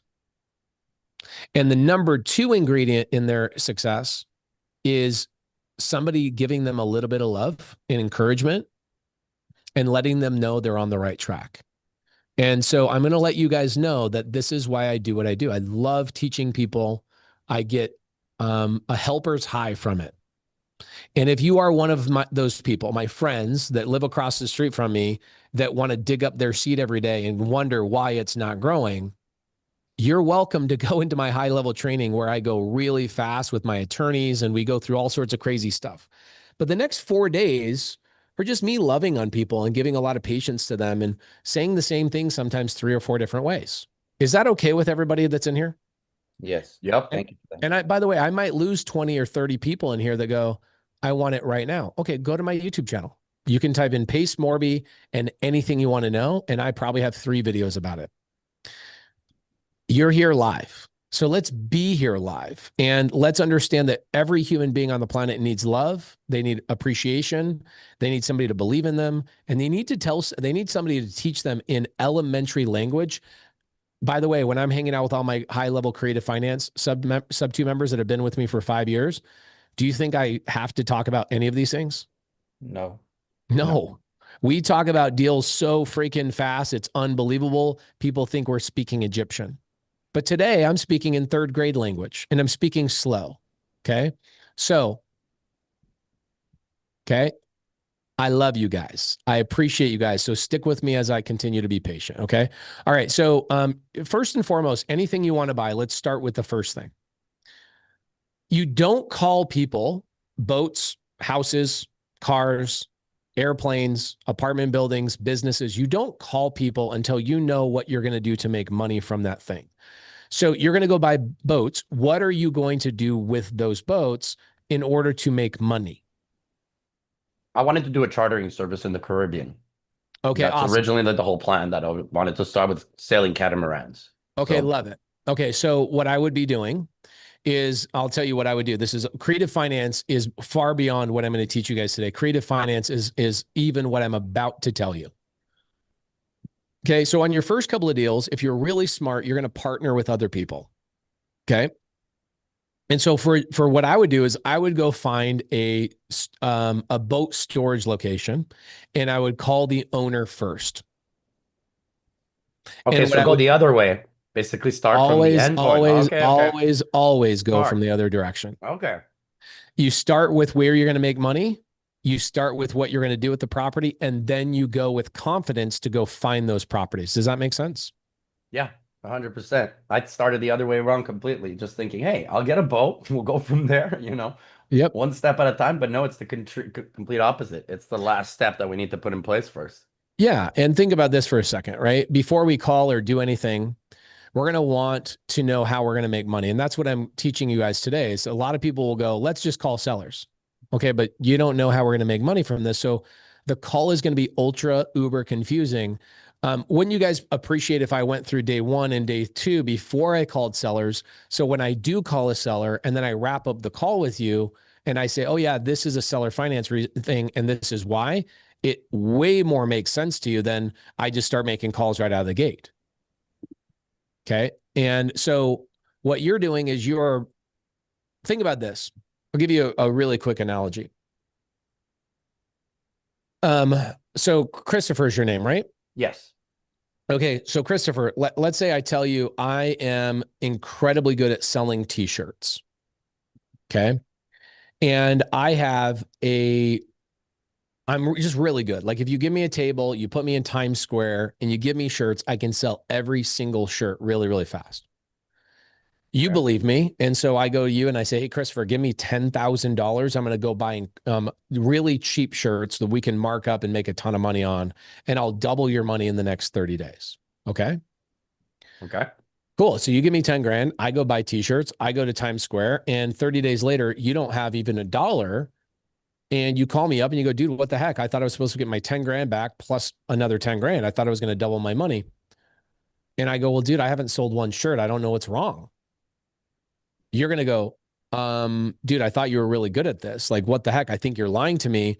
And I go, no, dude, I'm right here. I'm in Times Square selling the shirts. Here's a video of me doing it right now. You're going to be, I still don't believe you. Give me my freaking $10,000. You're going to be pissed off at this point. Oh, yeah. So you fly to New York. You go to Times Square, 10 o'clock at night when it's buzzing. And sure enough, You walk up and I'm sitting there with a stack full of shirts on this table and I have not sold one. In fact, I've lowered the price on these shirts all the way to $1 and I still haven't sold a single shirt. What do you think I did wrong? Well, what I did is I started with the product before I actually asked customers what they want. And what I did is I found a really great t-shirt out of China, but it smells like plastic. It's made with horrible material and it's sparkly all over and it has no sleeves. But I got it for $1. So I knew like if I could just up it for $3, I'd triple my money. That's See what literally I'm what saying? just happened. Yeah, that's literally what happened with my first contract. I currently have one property I'm telling under you, Detroit. I'm telling you, bro, I've heard the story. You don't need to tell me. I've heard the story because I've seen it tens of thousands of times. People come to me and they go, I got a contract and I couldn't sell it. So I had to cancel the contract on the seller. It hurts. It kind of destroys motivation too. Well, think what it actually does. It is incredibly. Are you okay if I beat you up just a little bit? Yeah, for sure. I need it. Because I wish somebody told me this in the beginning. And I don't mean this about you because you didn't know any different. Makes you lose credibility, right? It's the most unethical thing you could do. Because think about it. You are promising. I'll give you a quick story. Okay. 5 years ago, I get a student of mine, Ted Miller, he's on one of my SubTo Zooms. I did one this morning. I do like 3 or 4 of them every week. And I just get to know my students. I come on and I hang out with them. I do deals with them, et cetera. And Ted Miller comes on. He goes, dude, I got the craziest lead ever. And it's late at night. It's like 7 o'clock my time in Arizona. I'm doing a late Zoom. And he says, I've got this seller who says that she's under contract with a wholesaler right now. And she's waiting for him to close escrow. She's already moved all of her stuff out of the house.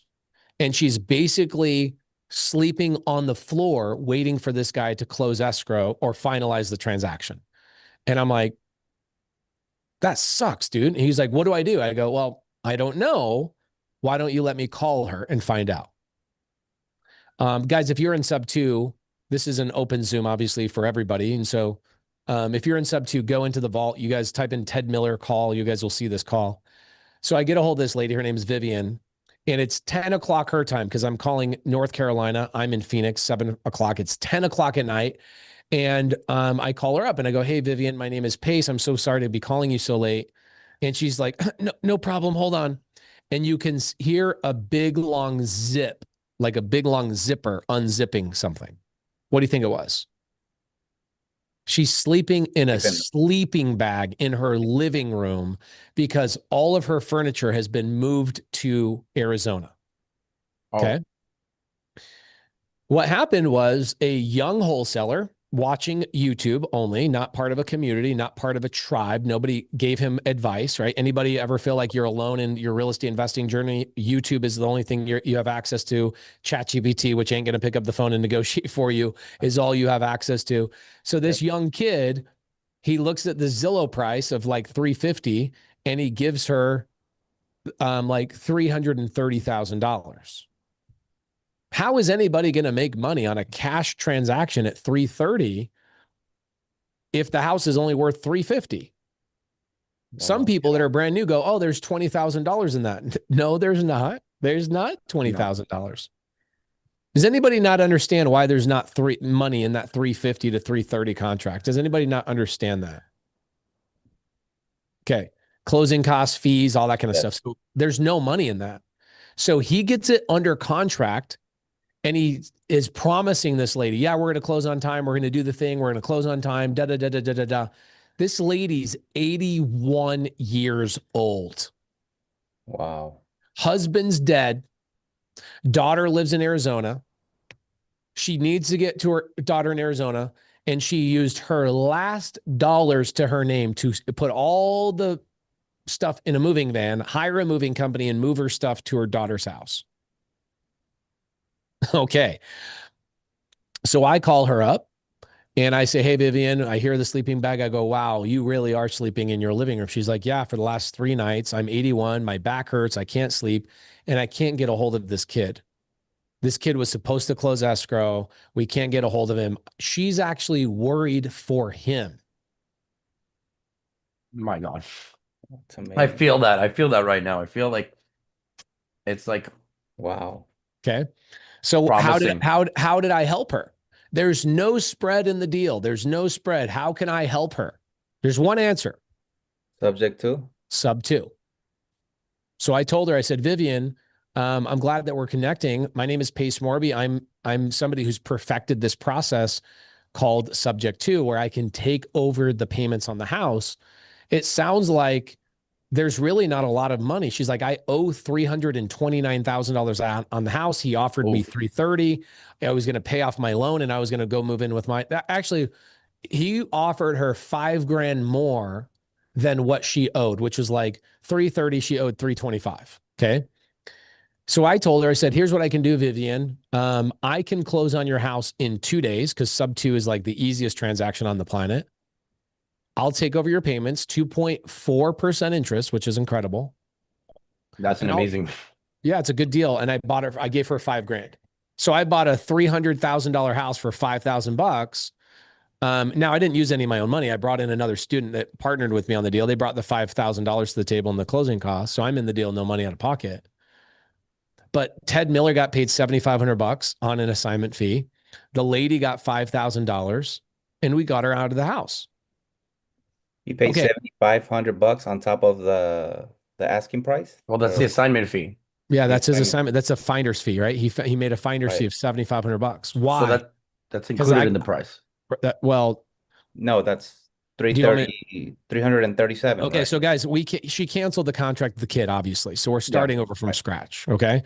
So the way this worked with her on SubTo, guys, by the way, we are talking about Subject To right now, which is another strategy that we are talking about. So I'm fulfilling my promise of talking about SubTo. Okay. So here we go. This kid sees that the house is worth $350 on Zillow, which is so dumb. First off, Zillow does not determine prices. So he sees $350 and he's thinking, oh, I'm on YouTube. I'm watching things on YouTube. So he goes to this lady, Vivian, and he doesn't even know exactly what she owes. And he doesn't know SubTo either.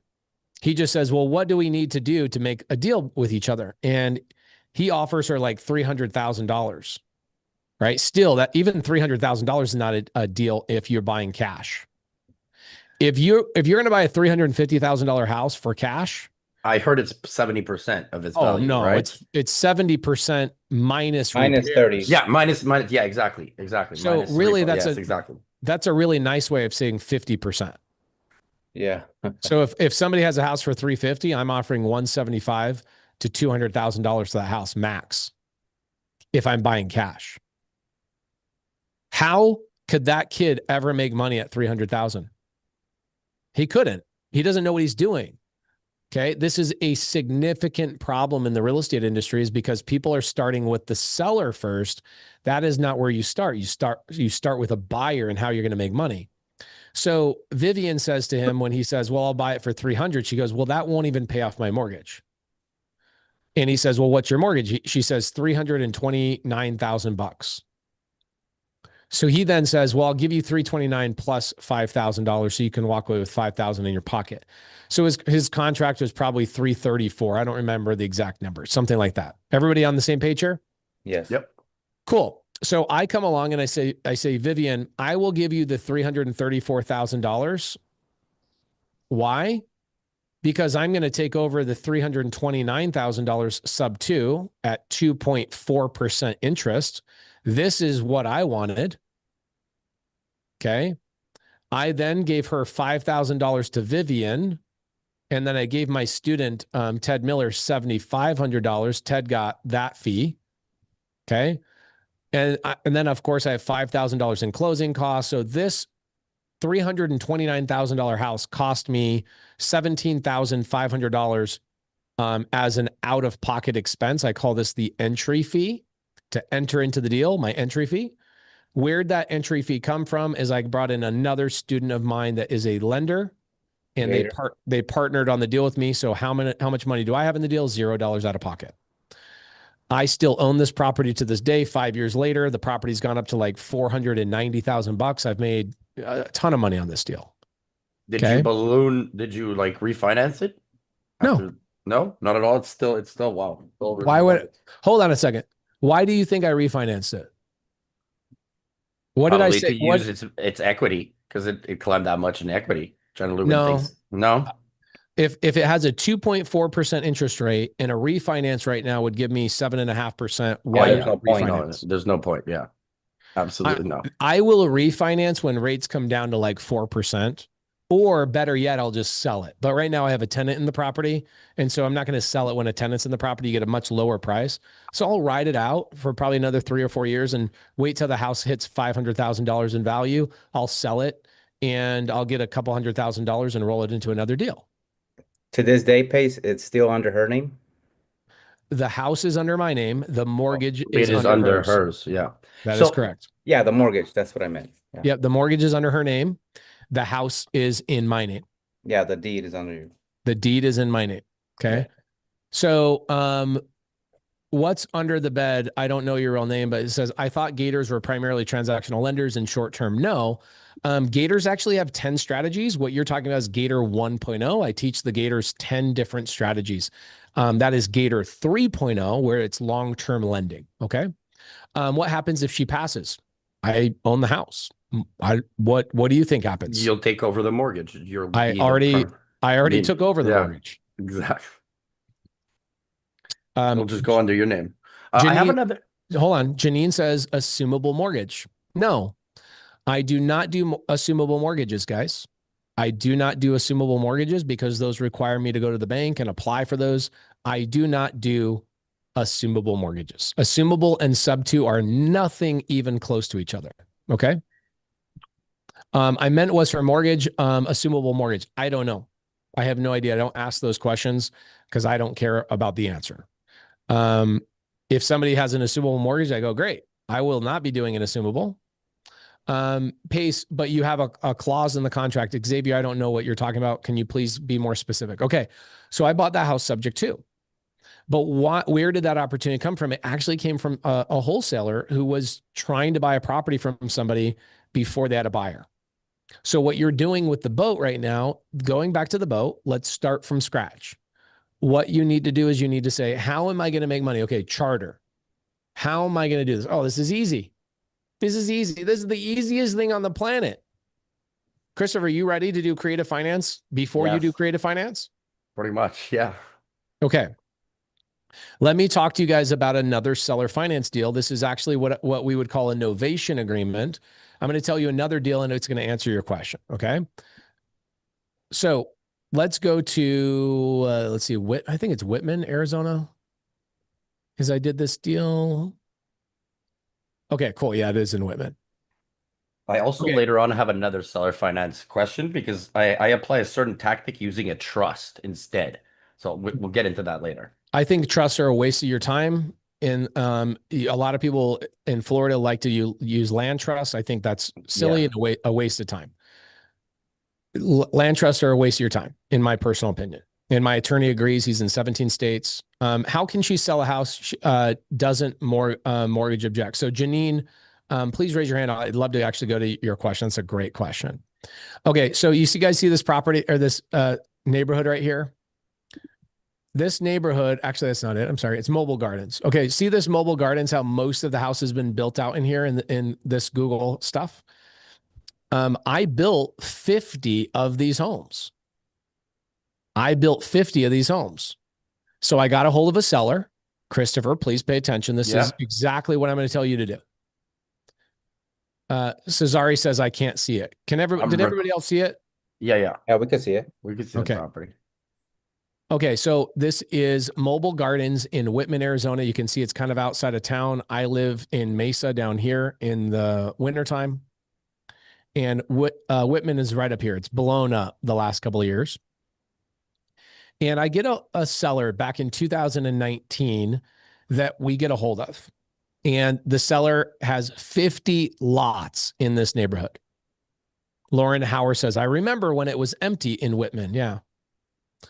Dwayne Cox says, so you developed land. Yes, of course. I develop land all the time. I'm building 10 houses in Seattle. I do this all. I do everything in real estate, everything.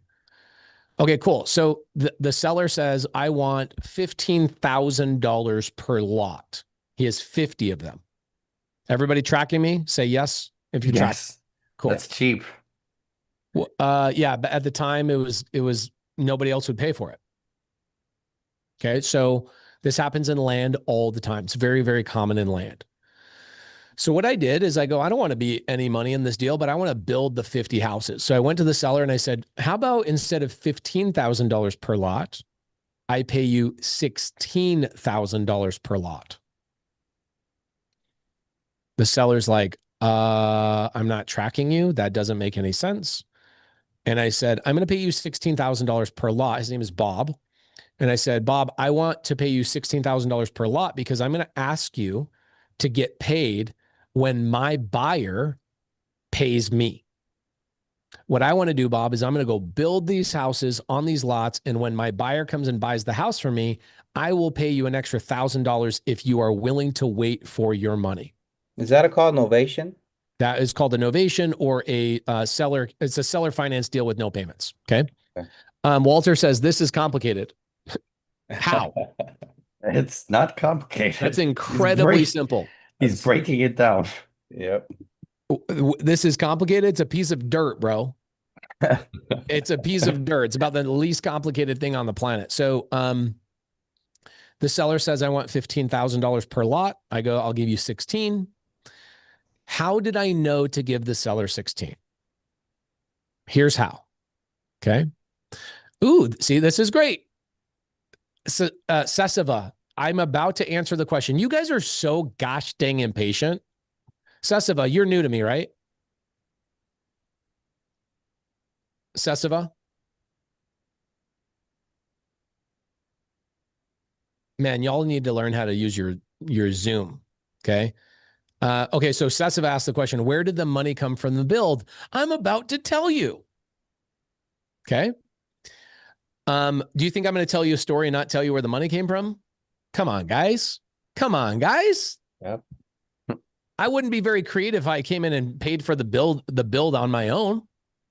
Come on, guys. Cesare says, rich uncle. No, check it out. This is really simple. I'm going to answer Chris's question with telling you this story. Are you guys ready to hear the answer to Chris's question of how do I make money on these boats? Chris, are you ready to hear this question, this answer? I was born ready. All right. So what I did is I got the lead.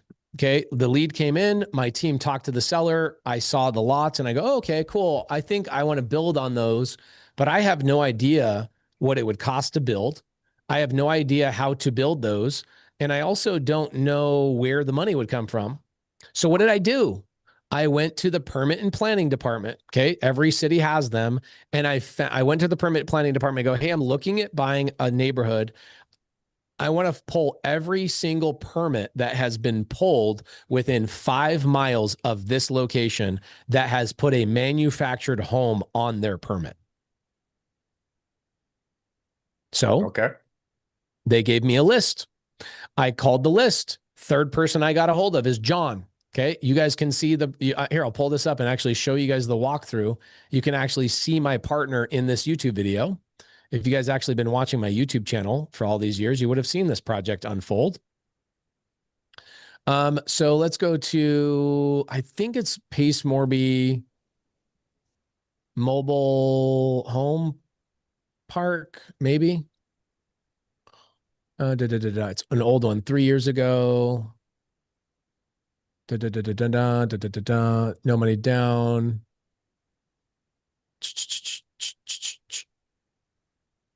Oh, here it is right here. Look at this. 5 years ago right here. Here's the property. This is John right there. That's John.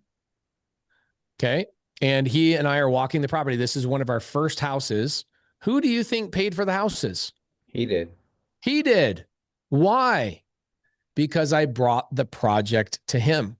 And I said, hey, John, I want to partner with you. I can go get these 50 lots under contract, but I don't know what to build. I don't know how to build the thing. I don't have the contractors lined up. You obviously have just finished a project. I can see it online. The permit and planning department gave me your information. I'd love to partner with you. He goes, yeah, come on down to my office. Let's chat about what I do. All this guy does is mobile home developments or manufactured home development to the point where he is a licensed dealer for manufactured home companies. He gets lines of credit with them. So they give him 10 houses at a time with no money, and then he pays them back with seller finance after he sells the units. Wow, that's amazing. Okay, well, who did the labor? Well, he has a line of credit at his bank, so he paid for the labor. He got the houses 10 at a time. We built these properties. I made $1.8 million on this project. Jeez. $1.8 million. So creative finance is way beyond just SubTo, seller finance, lease options. It's also in the way you think about everything. And so, Chris, what I would do, and this is where people are really greedy. I'm not a greedy person. I love to share everything. In my personality characteristics, number 5, like out of my 34 characteristics, if you guys ever take the Clifton Strengths test, it's awesome. Number 5 is I'm an includer. I love to include people. I love involving people in my deals. Okay. It's in my DNA, something I love to do. So I don't think the way that a lot of small-minded people do, where they're like, I don't want to partner with people. I want to do it on my own. I'm like, good luck with that. I've never made $1 in my life without another human being involved. Has anybody ever made $1 without another human being? Anybody? Nope. Anybody? Nope. Bueller? Okay, so if the equation of making money requires another human being, wouldn't more human beings and more collaboration make you more money? Yes. Okay, cool. And so what I did is John and I moved on from that. I actually started buying parks instead of doing development, but John still does that. And he's in Arizona. He's an awesome guy. What I would do, Chris, is I would just go find the chartering companies who already have the website, already have the things. They already have the staff. They already have the branding. They already have clientele. And I would tell them, hey, if I brought boats to you, what are you looking for in expansion of your boats? And what could you pay me for those boats on a monthly basis? I wouldn't start a chartering company right out of the gate. I would collaborate with one, and I would then go and find specific boats that they want. Here's what they know. They know what boats rent out. They know what they need. They know what rigs they need. They know every single thing about boats. And you are going to go, okay, well, now I got 2 boats. I got to go start a website of this, of that, marketing. I got to deal with customers, money, cash flow, partners, employees, training. And then I got to get the customers. Holy moly, I got to get the customers. Bro, or you could just go find the chartering company and go, can I bring you boats and get you to 5 boats and partner with you guys on the revenue of those 5 boats? Does this make sense? It makes perfect sense. So So that's the step where I was at. I actually approached companies, but I was thinking of buying them. I didn't think of partnering you are with not them. ready. Nobody's ready. Guys, all this stuff about my friends online talking about you're ready to buy a business. 99.9% of people should never buy in a business. How many people in here are looking forward to having employees and a payroll? Not me. No one. Okay, that's what, when you buy a business, guys, that's what you're buying. You're buying employees. And so I look at real estate. Guess what my real estate doesn't do? It doesn't ask for a raise. It doesn't complain. It doesn't do any of those things. I don't have to manage it. There's management companies that just do it for a fee, and their fee is based on their success. I don't want to own businesses until I'm hyper experienced in delegation, team leading, cash flow management. 99.99999% of people should never buy a business because it's not a boring business. Okay. Vending machines, waste of your time. E-com business, waste of your time. People go, oh, I'm going to buy a car wash. Okay. A car wash is real estate, just so you know, just a simple reminder to you guys. Laundromat is also based on real estate, just to remind you guys, because it's a location dependent business. You can have a laundromat with 1 or 2 employees as long as your location is phenomenal. So what are you going to do? You're going to focus on the real estate, not on the actual business. It's crazy how people want to go buy a business. Do not do that. Think about it. The goal is to make money now and in the future. Am I right, Chris? Exactly. So if I go and start a chartering company, or hell, if I go buy a chartering company, what is the time frame between today and the day I get paid if I go buy a chartering company? 6 days, 6 weeks, 6 months, or maybe even up to a year and a half? Years, probably. Okay. So guys, is buying a business the right thing for Chris right now if he wants to start making money? No. Nope. No. What you do is you go collaborate creatively. This is why I'm known as the creative finance guy, because it's not just about seller finance or SubTo. It's also about the collaboration with other human beings. And I would call a chartering company and go, hey, I have access to boats. And I could bring those boats to you at a pretty low payment. What kind of boats are you looking for? And what could you pay me for those boats? Wow. Hi, sweetheart. That looks good. So Dinner it's time. basically just to switch up the method of the way you're doing it, not just to approach them as the end, like, oh, I want to get all your properties. No, I want to work with you to possibly grow your business and achieve more. You remember that project? My wife was the listing agent on that new home community we did 5 years ago. I don't know why she's still married to me. I have a lot more gray hair than I did 5 years ago. You should see me. I'm getting there. That's another thing. Age starts to catch up to you. Yeah, it does. Life moves fast. Okay, so now we got to think about creatively. Like, how can I do everything with no money? Like, literally. And not only how do I do everything with no money, how can I collaborate with other people where I leverage their skills and the 10 years of chartering company that they've already done, right? They have skill sets, relationships, resources, cash flow management, all sorts of things already in place. Why not just go collaborate with them like I did with John? And learn the ropes. This is how I move so fast. I go, ooh, RV parks, great. I'll just partner. My first RV park, I just partnered with a seller. I said, you want to retire, but I want to learn RV parks. And so he goes, okay, great. What do you do? And I go, well, I'll pay you a seller finance thing so I can be the owner, but I'll also pay you a consulting fee out of my cash flow, and you can continue to consult me. He's like, okay, I'll do that. And so that's how I learned RV parks, right? I will collaborate with other human beings. I think creatively. Everybody else has learned in their life that everything costs money. Yeah. That's incorrect. Could you now, Chris, now that I've laid this out for you, and by the way, I told you a story so it sticks, right? If I started out, my teaching style is very different. If I started out by saying, yeah, go collaborate with a chartering company, but wait, hold on. What, how does that work? But now I go tell you a story about how I've done this and I go bring somebody else in, it all sticks, right? Exactly. It's shady, makes the world spin. Yeah. But that's one thing you said. Creative financing has opened up my brain completely. I'm not, my limiting thoughts of like, oh, you can't do this. You can't get financed. I basically own outright a condo, yet here in Canada, I'm struggling to try to get money. I'm eating through my savings here at this point, and I'm trying to see if I can actually try to build a portfolio wholesale enough to join your group, which is, guys, it's really important. His group is amazing, even his free Facebook group, to join your community and just keep on growing my portfolio like that. That's basically my goal right now. And yeah, and as a Canadian, I would just tell you, I really hate Canada's lending laws, and I hate Canada's like mortgage rules. I'm in Quebec. It's even worse. So I have about Well, can't you do SubTo deals in there? You can, but most of my Canadian students invest in the United States. Oh. Yeah. That's because your guys' laws in Canada are really kind of funky. If you go buy something with a mortgage, did you guys know that Canada forces you to renew your mortgages every 5 years? Yes, Oh, they wow. do. Yes. It is the most crazy thing ever. It's insane. So think about it. Like, you go get a 30-year mortgage, you have to renew it every 5 years. Meaning, let's say you get a really low interest rate. 5 years later, interest rates are really high. You now are forced to get into a new interest rate. So there's no way for you to scale a portfolio there, and there's no way for you to be an entrepreneur. It's a total socialist country. It's like, it's a prison. yeah, Elliot Young is like, what the F? I agree 100%. And you don't own the land, right? No, that's Mexico. Mexico, you only can get 100-year lease. And so people ask me all the time, like, why don't you invest in other countries?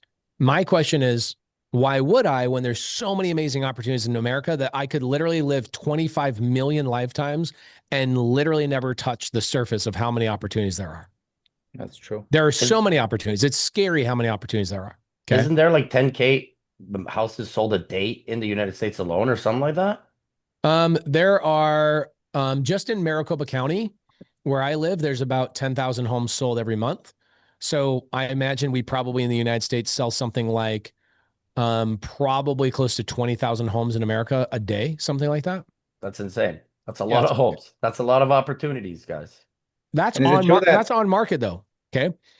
Think about the ones that are off market by investors. That's another 20,000. That's 40,000 houses a day that are sold in America. Pretty freaking cool. So anyway, Chris, great question. Hopefully you got the answer that you needed. Okay. So thank you so much. Of course. I wanted to also say, like, I'm trying to stay motivated. I did the wrong thing with, I actually had a buyer for that Detroit property, but his buy box supposedly set up to 100K. I got it at 95K. I wanted to make a small little assignment fee, 2,000, you know, not being greedy. I just wanted to close something. He did not perform. He said, no, I can't take it. You needed to get it at 85. Okay, well then your buy box should have said 85 max. And now I kind of feel like I've let down that lady. Like you said, like I promised something and now I can't deliver on it. And I just feel like I'm total, you know, like you failed. But yeah, the one dude, I grew up in a family full of 8 sisters. I have 12 kids in my family. I have 8 women in my family. I can tell you one thing women hate more than anything else. A man who says they're going to do something and doesn't do it. Wait, ladies, am I right about that? It is literally, okay. Wow. It is literally the worst thing you can do is be somebody who promises something to somebody and doesn't do it. And so this is why women are okay with men being ugly. Okay. I'm telling you, I see some like beautiful women with some freaking dorky dudes. And I go, either that dude is rich or he does what he says he's going to do. Like, that's it. That is it. Women will literally put up with any, or funny. Carly says, or funny. I agree with that. Okay. Okay. Let's see here. Let me go to another question. Has this been a lot of fun for you guys? You guys enjoying this teaching style? Pete, how you doing, man? How can I help you today? Pete Shockley. How you doing, Pete?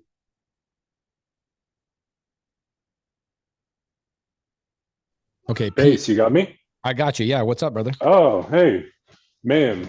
Holy cow. First off, man, thank you for what you do. I've been admiring from the sidelines for years, man. Struggling LO, and fascinated by everything you put out there. I've been talking to owner of a triplex. Okay. And my wife and I are interested in purchasing it and occupying one as the prime, excuse me, as our primary. Okay. To get around, it's beneficial to him. And he's a older gentleman, owns it outright. His motivation is he just wants to cash out and minimize his tax liability. Okay. Well, And so- cashing out is not going to do that for him. Right. Yeah. So where I've gotten tripped up is I can't seem to sort out. So I got him to agree to a price that I think is high, but trying to get the terms right. And it's a 5-year IO with the balloon in 5, which I'm fine with, if you would bring the interest rate down. And so basically what I'm kind of proposing for him is making the monthly payment. Do you already live there? Yes. Okay, got I it. live in the town. Yeah. Got it. Do you live in the town or the property? In the town. Okay, why do you care about this property? It's it is a little bit of shiny object syndrome. It's kind of the location that we want to be in and getting into small multifamily. Okay, so how did you find this deal? I imagine you're probably not good at finding a lot of leads and you probably only have this one lead. No, so I had actually seen it from a realtor referral partner of mine who had listed it last fall and listed it at 1.25, and she had it up for about 3 months, no inquiries, no nothing. He decided to pull the listing. Okay, cool. And then he put one of the apartments up for rent. And so that's how I got his info. I called him about that. And then I asked him about, so guys, let me catch you up to speed real fast. And by the way, somebody said, stop the Zoom, go enjoy dinner with your wife. Guys, I already spent 10 hours with my kids today and my wife. Okay. Like I own my schedule. I made a commitment to you guys to be here. I will hang out with my kids when it's appropriate and I will teach when it's appropriate. Don't tell another grown man what to do. Okay. You go hang out with your wife. Okay. My wife and I hang out 10 hours a day. All right. So you're a loan officer. And what's interesting about loan officers is that you guys will get clients that will get pre-approved for a house, right? And that client that you pre-approve to go out and look for houses, 100% of the houses they look at, they buy, right? No. Interesting. Interesting. My advice to you is do what your clients do. Stop obsessing over this stupid property and go find others. And I'll tell you why. The best way to buy the property you want, this triplex, is to go find 4 or 5 others. Okay. How, Pace? I'll tell you how. I would tell the seller, you're going back and forth and go, hey, I know we've been going back and forth. I really want to buy this deal, but I found 3 other sellers in the local town that are willing to do a lower interest rate than you. And you don't want to lie. You want to tell the truth. Right. And so what you want to do is you want to tell that seller authentically, I really want to do this deal, but I have 3 other people willing to do 2 or 3% interest. Heck, I'm good with their purchase price. I'm good with your purchase price, but the interest only and the interest rate kills the deal for me. And so I'll check back in with you in 30 days, but until then, I think I'm going to go and work on one of these other projects. What do you think that will do to that seller? You got to get him thinking. He'll leave it vacant? No, I said that'll get him thinking. Okay, so right now you don't have a tool to do that. You've got to be able to go out and find triplexes and 4plexes and 6plexes, and I will show you that on Wednesday. Okay, if you guys stick with me to Wednesday, I will show you how to find anything you want. And you've already reached out to this guy. You already had conversations. You are not afraid of having conversations with somebody, so you're going to be so much faster than anybody else. But I would just tell you what, you don't have shiny objects. You have the opposite of shiny object. You have what I call one-itis, meaning you have one property you're hyper fixated on and it becomes the only thing you can think about. And when you guys, hey, ladies in here, how many ladies in here want a man chasing them aggressively? Okay. Any women in here want that? Carly said hard pass, no way, whatever. Can you guys tell when a man is chasing you aggressively and like going after you and trying to get the deal done? Yes. Lauren says, I just want a man. I love that. Everybody to each their own. But you get my point, right? And so what I've learned is that when a seller can smell it on you, okay, so check this out. When I make my calls to agents or to sellers, typically my opening line is this. Hey, seller, my name is Pace Moore. We saw your property. I have a bunch of cash that I need to 1031, so I have a short time frame. Now, you're an LO, so you understand this really well. I have a short time frame. I've got 4 other people I'm talking to, but your house caught my eye. I want to see what we could do to make this happen. Do you think this would be a good deal for me? And then I shut my stupid mouth. And I make the seller sell me on their property because I'm the buyer. Remember, who's the customer? The person who's buying. And somehow, some way, you've lost the control of this relationship because you've reminded him that he's the customer and that you are trying to sell him on doing business with you. If you started the conversation differently, saying, I have a short time frame, I have 4 other houses I'm looking at, do you think you'd be in a different situation right now? Yeah, I see that. Create the urgency. Yeah. Now, what's funny is you're an LO and you do this all the time. Like you're already good at this part of the business, creating urgency, all of those types of things. You just forgot that that is a process that needs to be done in every single aspect of this business. Whether you're buying the real estate, funding people's real estate, you need to create urgency and expectations. And so you skip that portion because you were what? You were excited and emotional about the outcome, which is what we would call one-itis. You will have one house that takes all your energy. Yeah. Okay. By the way, I've been there 100 times, and I had a seller probably 8 years ago. This is when my wife would go on appointments with me, and I go, "Hey, sweetheart, come with me. We're gonna go sign this deal." I've already met with the guy for like 4 hours. We're ready to go. We go there. We walk out of the house without a contract, and my wife is like, "Bro, You friend zoned this guy. You were so overly nice to him.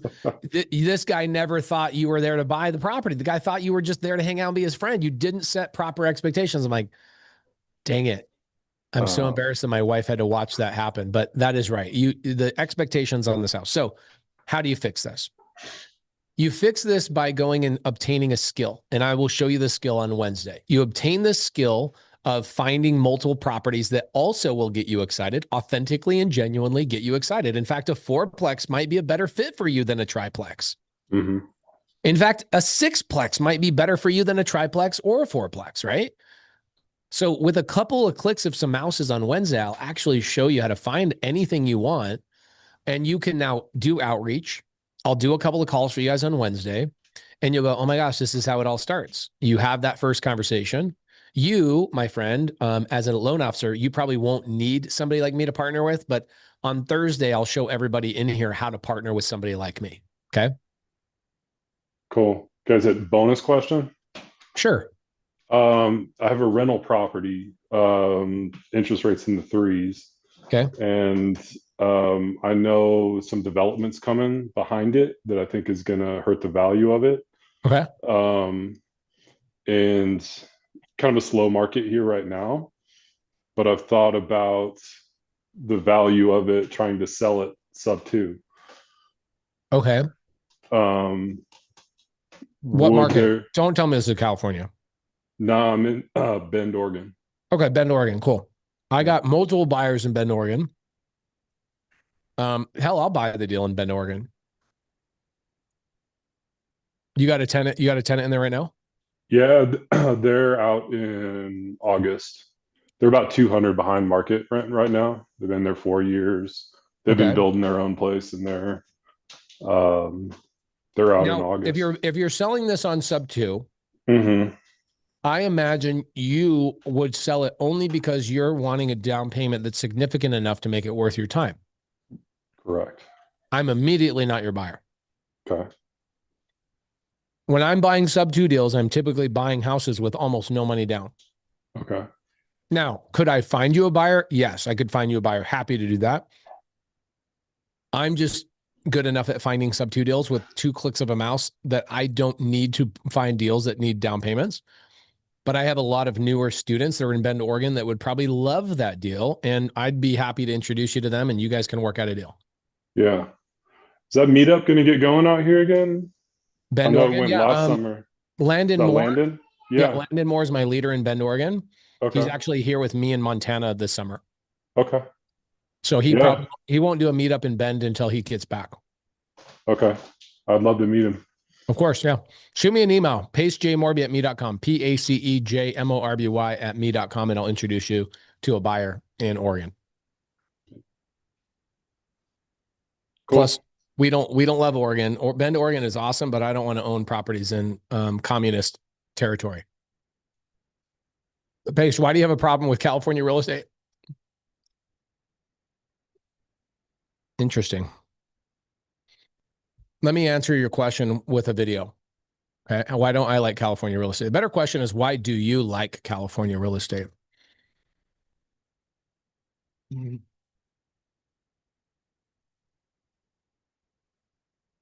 This is a good one.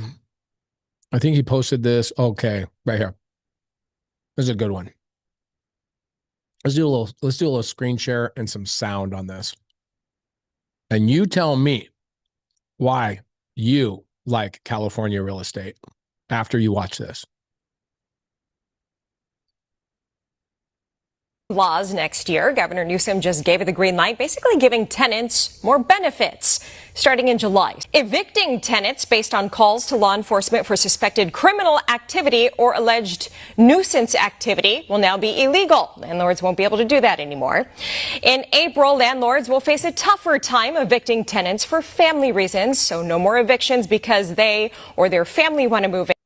The family will have to. Anyway, I don't think you need me to keep going. Right? Like, if you guys are in California, you guys already know that your government is horrible. You already know that. Like, even if you're a Democrat, you already know your tenant laws are atrocious, right?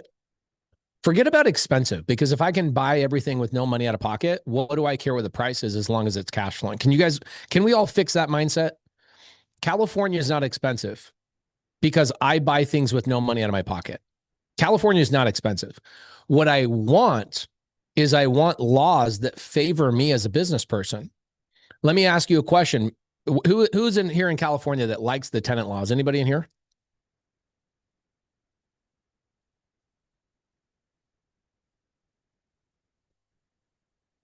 See, Jay Miller says, that doesn't sound good for when people inside apartment are being subjected to domestic violence. Okay, cool. Yeah, I guess not. And I don't have a problem with it. Okay, this is the difference. I am cool with whatever California wants to do.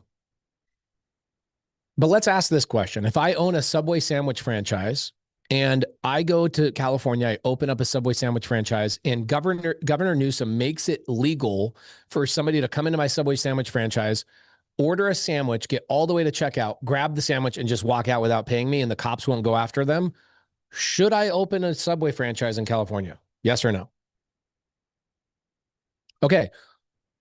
They give more rights to a Subway sandwich shop owner than they do to landlords. Okay. And so what's interesting and what's challenging about this is that your state does not respect entrepreneurs. They respect the tenant more. That's perfectly fine. I'm okay with that. I'm just not going to put my money there. I'm going to put my money in places that favor me. That's simple. It's as simple as that. Okay.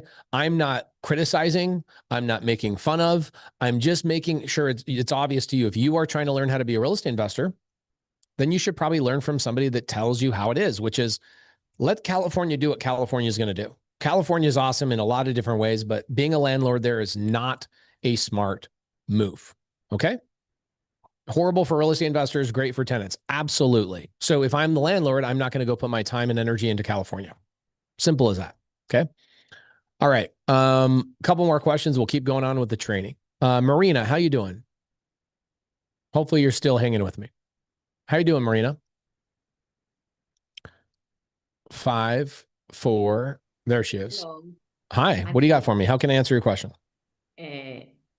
Sorry, but I don't speak good English. I'm from Argentina. I'm in Buenos Aires. Okay. Your English is better than most of my friends' English, so keep going. Oh, thank you. Thank you so much. I understand only when the other person speak slow. Mm-hmm. Okay. So do you have a question for me today or no? No, I ask you and you answer it when how do you know the tenants have vouchers? Oh, how do I know if the tenants have a voucher? Okay. The way I know this is I call the Department of HUD before. Oh, you're talking about on my apartment building. My apartment building. Yeah. I have 30 days of time to do all my inspections before I buy the property. So in that 30 days, I'm verifying all the information. I'm calling and I'm making sure all the information is correct. Okay, but the seller don't tell you. No, the seller tells me. Okay. Yeah, because it's when he's selling me the whole property, he's going to show me everything, right? Yes. But it's my job to verify that it's 100% correct. Yes. Because a lot of sellers will lie to you because they want to sell you something at a high price. So they'll lie to you. So when you have your 30 days, you need to make sure you're picking up the phone and doing your due diligence. Yes. Okay. Thank you so much. You're welcome, Marina. Appreciate you. It's called a rent roll. It's a rent roll that allows you to see who is renting and for how much money, et cetera. Okay. All right. Wow, we've already been hanging out for almost 3 hours. Wow. People had no idea I was actually going to hang out this long. Eric Scott, what do you got for me? How you doing, Pace? Can you hear me? I can. Yeah. What do you got? So appreciate your time, man. Thanks so much. So I'm starting out. You mentioned Bird Dog a while ago, so my question is surrounding that. Do you recommend getting an agreement with the investor that I'd be working with, like in writing? And then how do you approach that if you do? Do they provide it for you? Do you create your own? Can you kind of walk me through that process? Yeah. Hold on a sec. Let's do this. Let's see what my calendar looks like tomorrow. Maybe I'll do an hour on this exact topic tomorrow. We'll start a little bit early. Okay. Guys, if I started an hour early tomorrow, would you guys show up?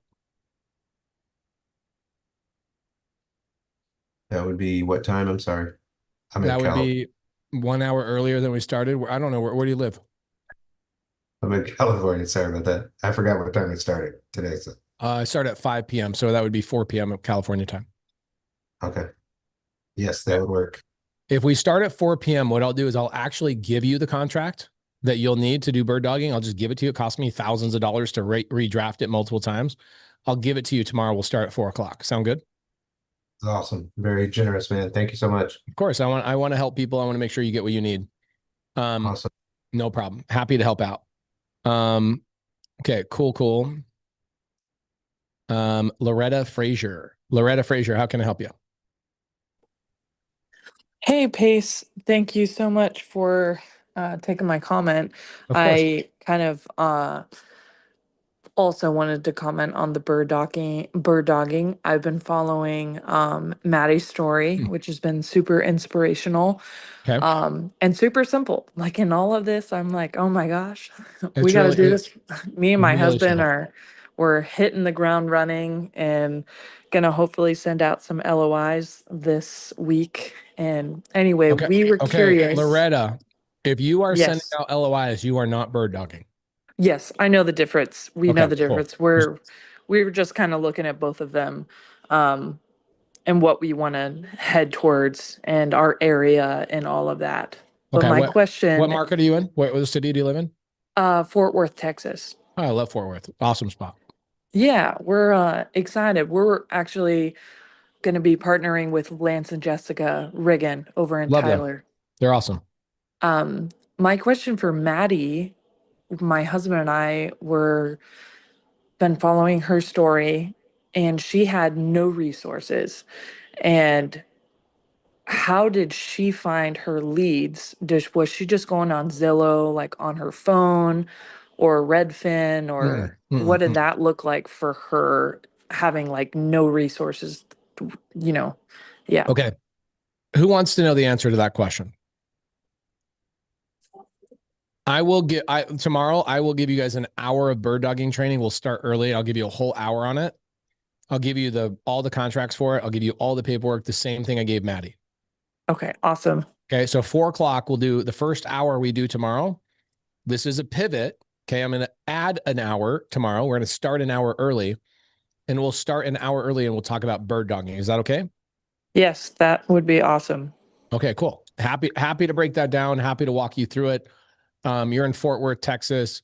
Lance and his unbelievable wife are really, really cool. It was so fun. The first time I met Lance was probably 2 years ago. I met him in New Orleans, and him and his wife came up to me and they said, "You saved our marriage." Wow.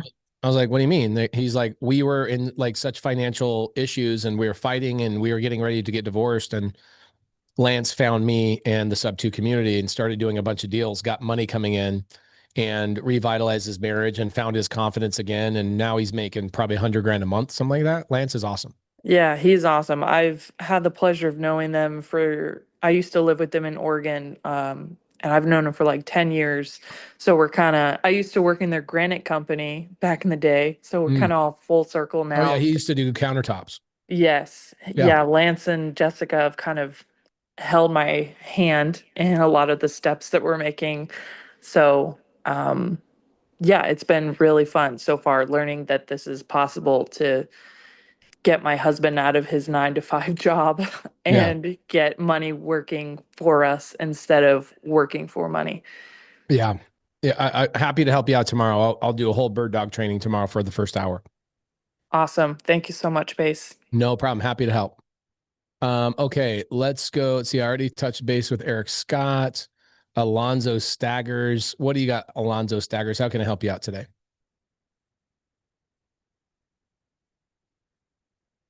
Hello. Hello. Hi, how you doing, Alonzo? How can I help you? I'm good, Chief. Hey. Oh yeah.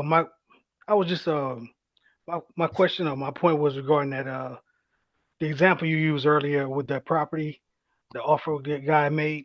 I think his offer was 350, and something in the property was worth like $400 or $500, something like that.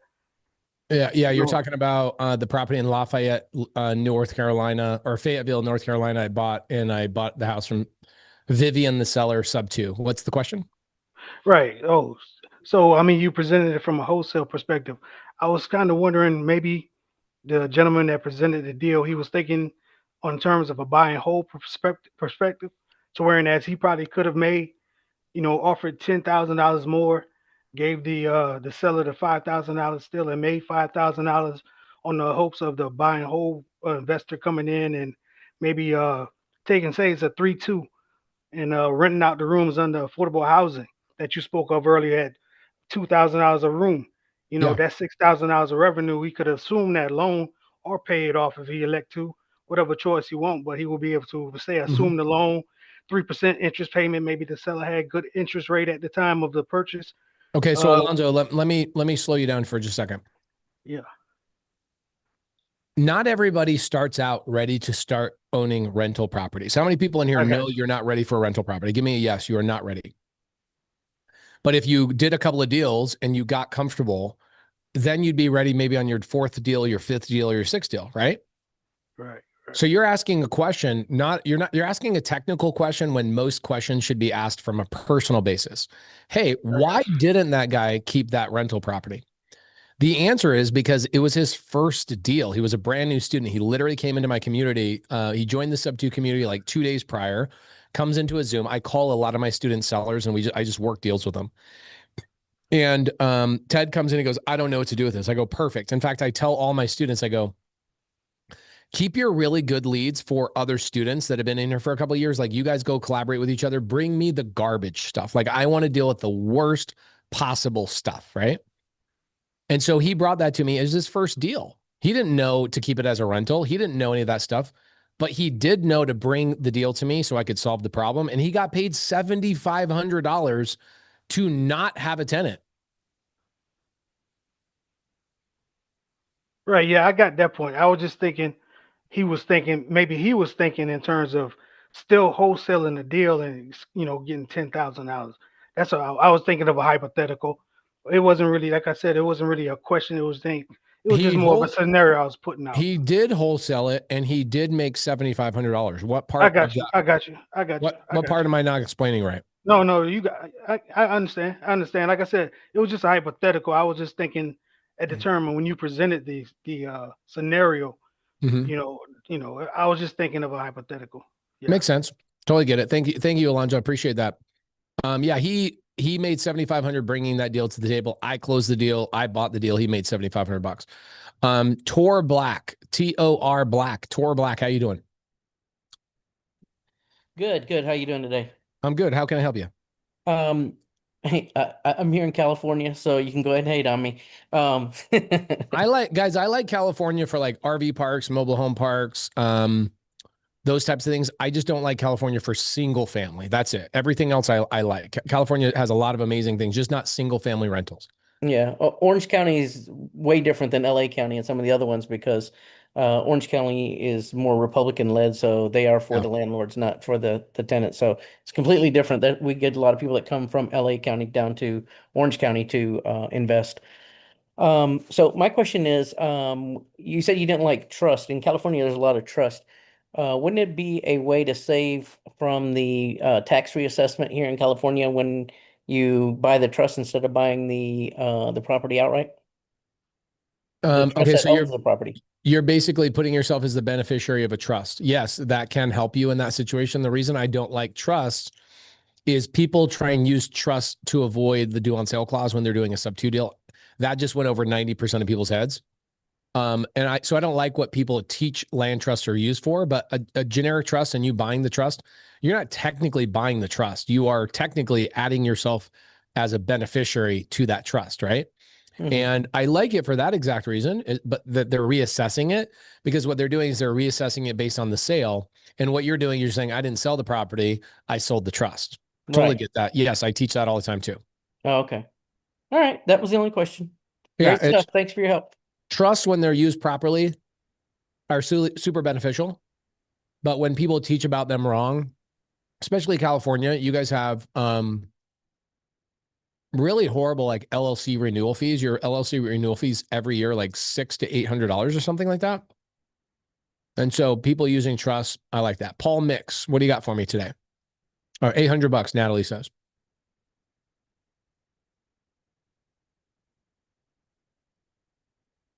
Paul Mix, what do you got for me? 5, 4, 3, 2. There he is. Paul, what do you got? Paul, I can't hear you, but you are unmuted. Okay, while Paul is trying to figure out his Zoom, let me show you guys how to overcome the due on sale clause, because I get people that is such an obsession of theirs. They cannot live their life.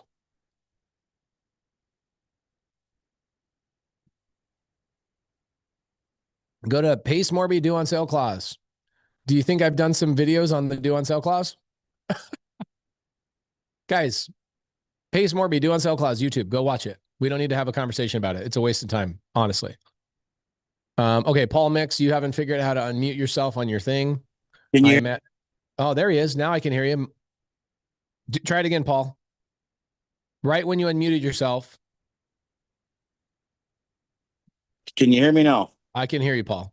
Yeah, I had a question of, say if you have a bunch of properties that are already paid off and they're not really cash flowing as much as they would because you sold them on a contract for deed, you can't get out of them.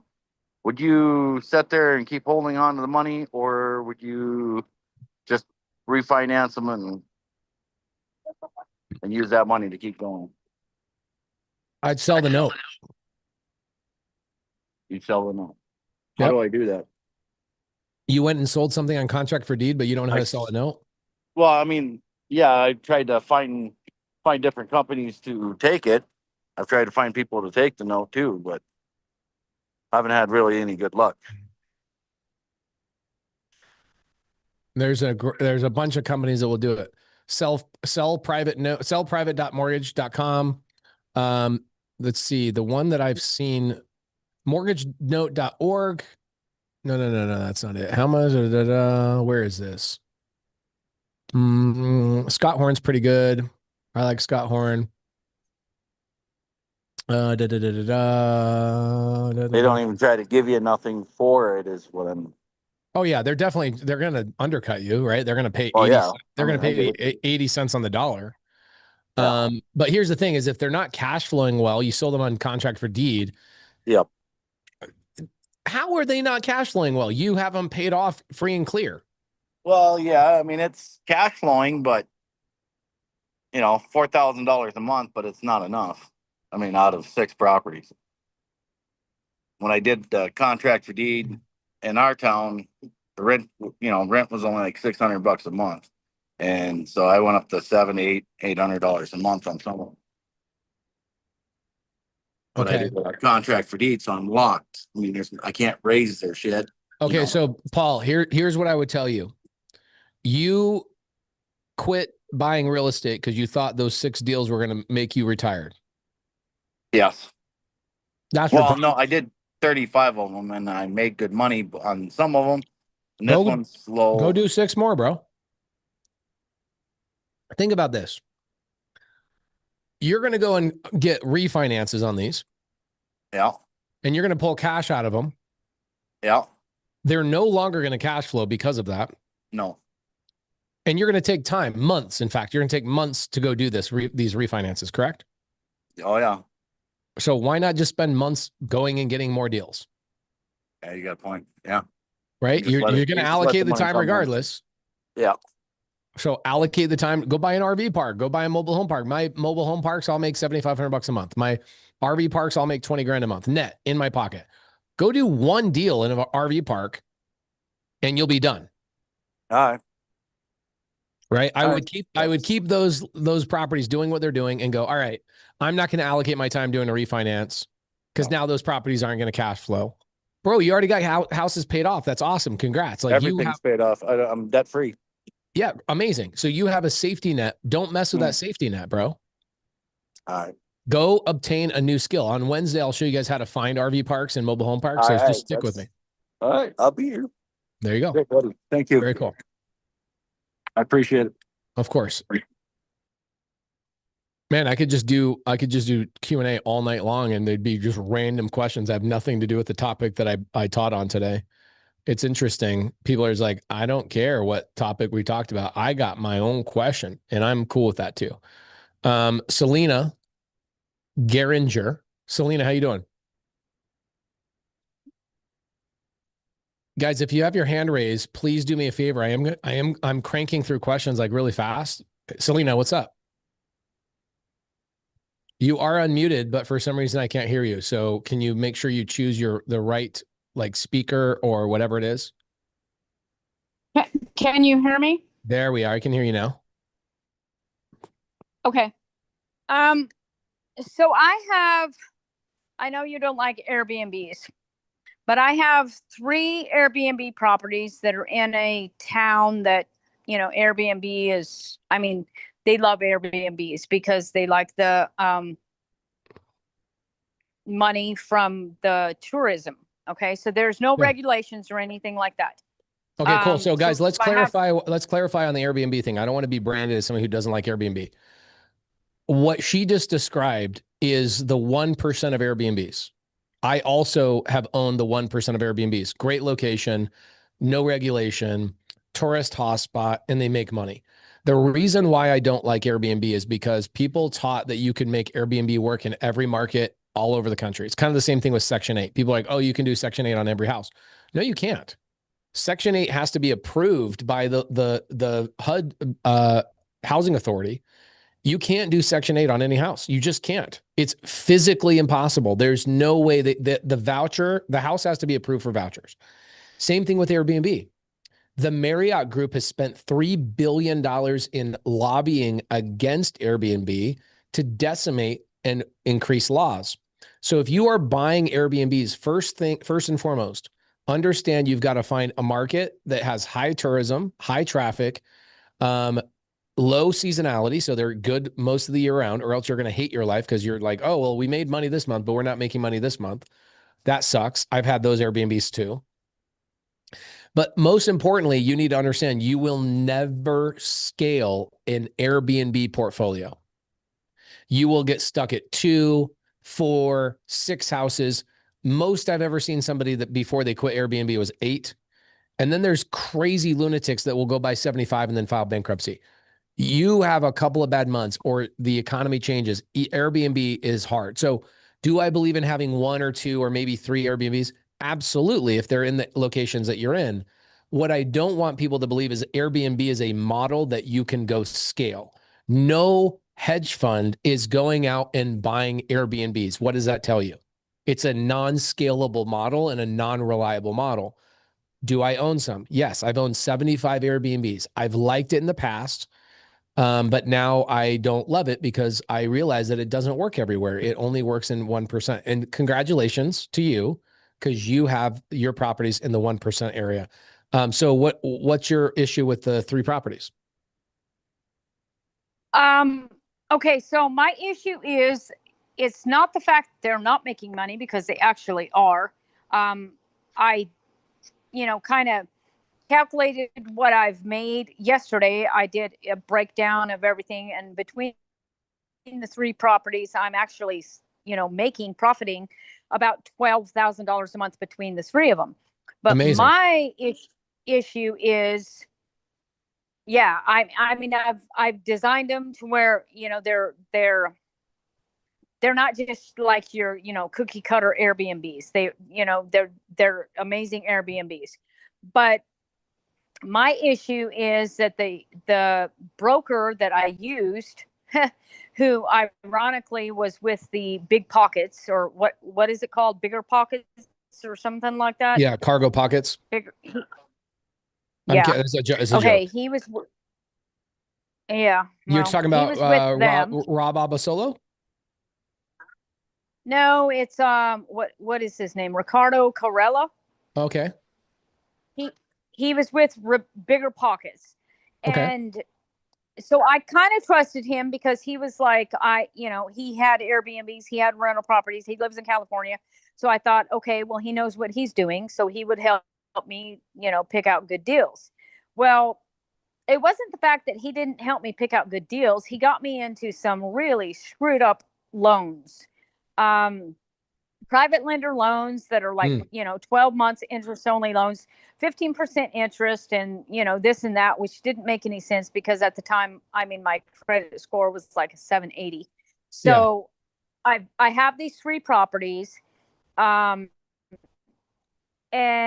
if I owned them outright, I would be making, $12,000 a month profit. But I don't own them outright. I have these 3 ridiculous loans that, even though I'm making a lot of money, I'm struggling because I have these hold on, guys, let's make sure we use the correct terminology. She's not making any money. She's generating revenue. Very big difference. You're generating revenue. Can you generate a lot of revenue and make no money? Yes. And so you're generating $12,000 a month in revenue, but you're not making money unless you can go buy sushi with it. So your question is, can I go refinance or can I restructure these loans? The answer is yeah. If you've got 15% interest only loans, why not go to like myinvestorloan.com and go get a new loan? I've tried to go through everybody in your SubTo community that I can possibly think of, and I have not come up with a solution yet. And I've been trying for like what did my investor loan say? Have you not gone to them yet? I've tried my investor loan. I don't know. I've gone to you would know. Myinvestorloan.com is who I use for my refinances on my stuff.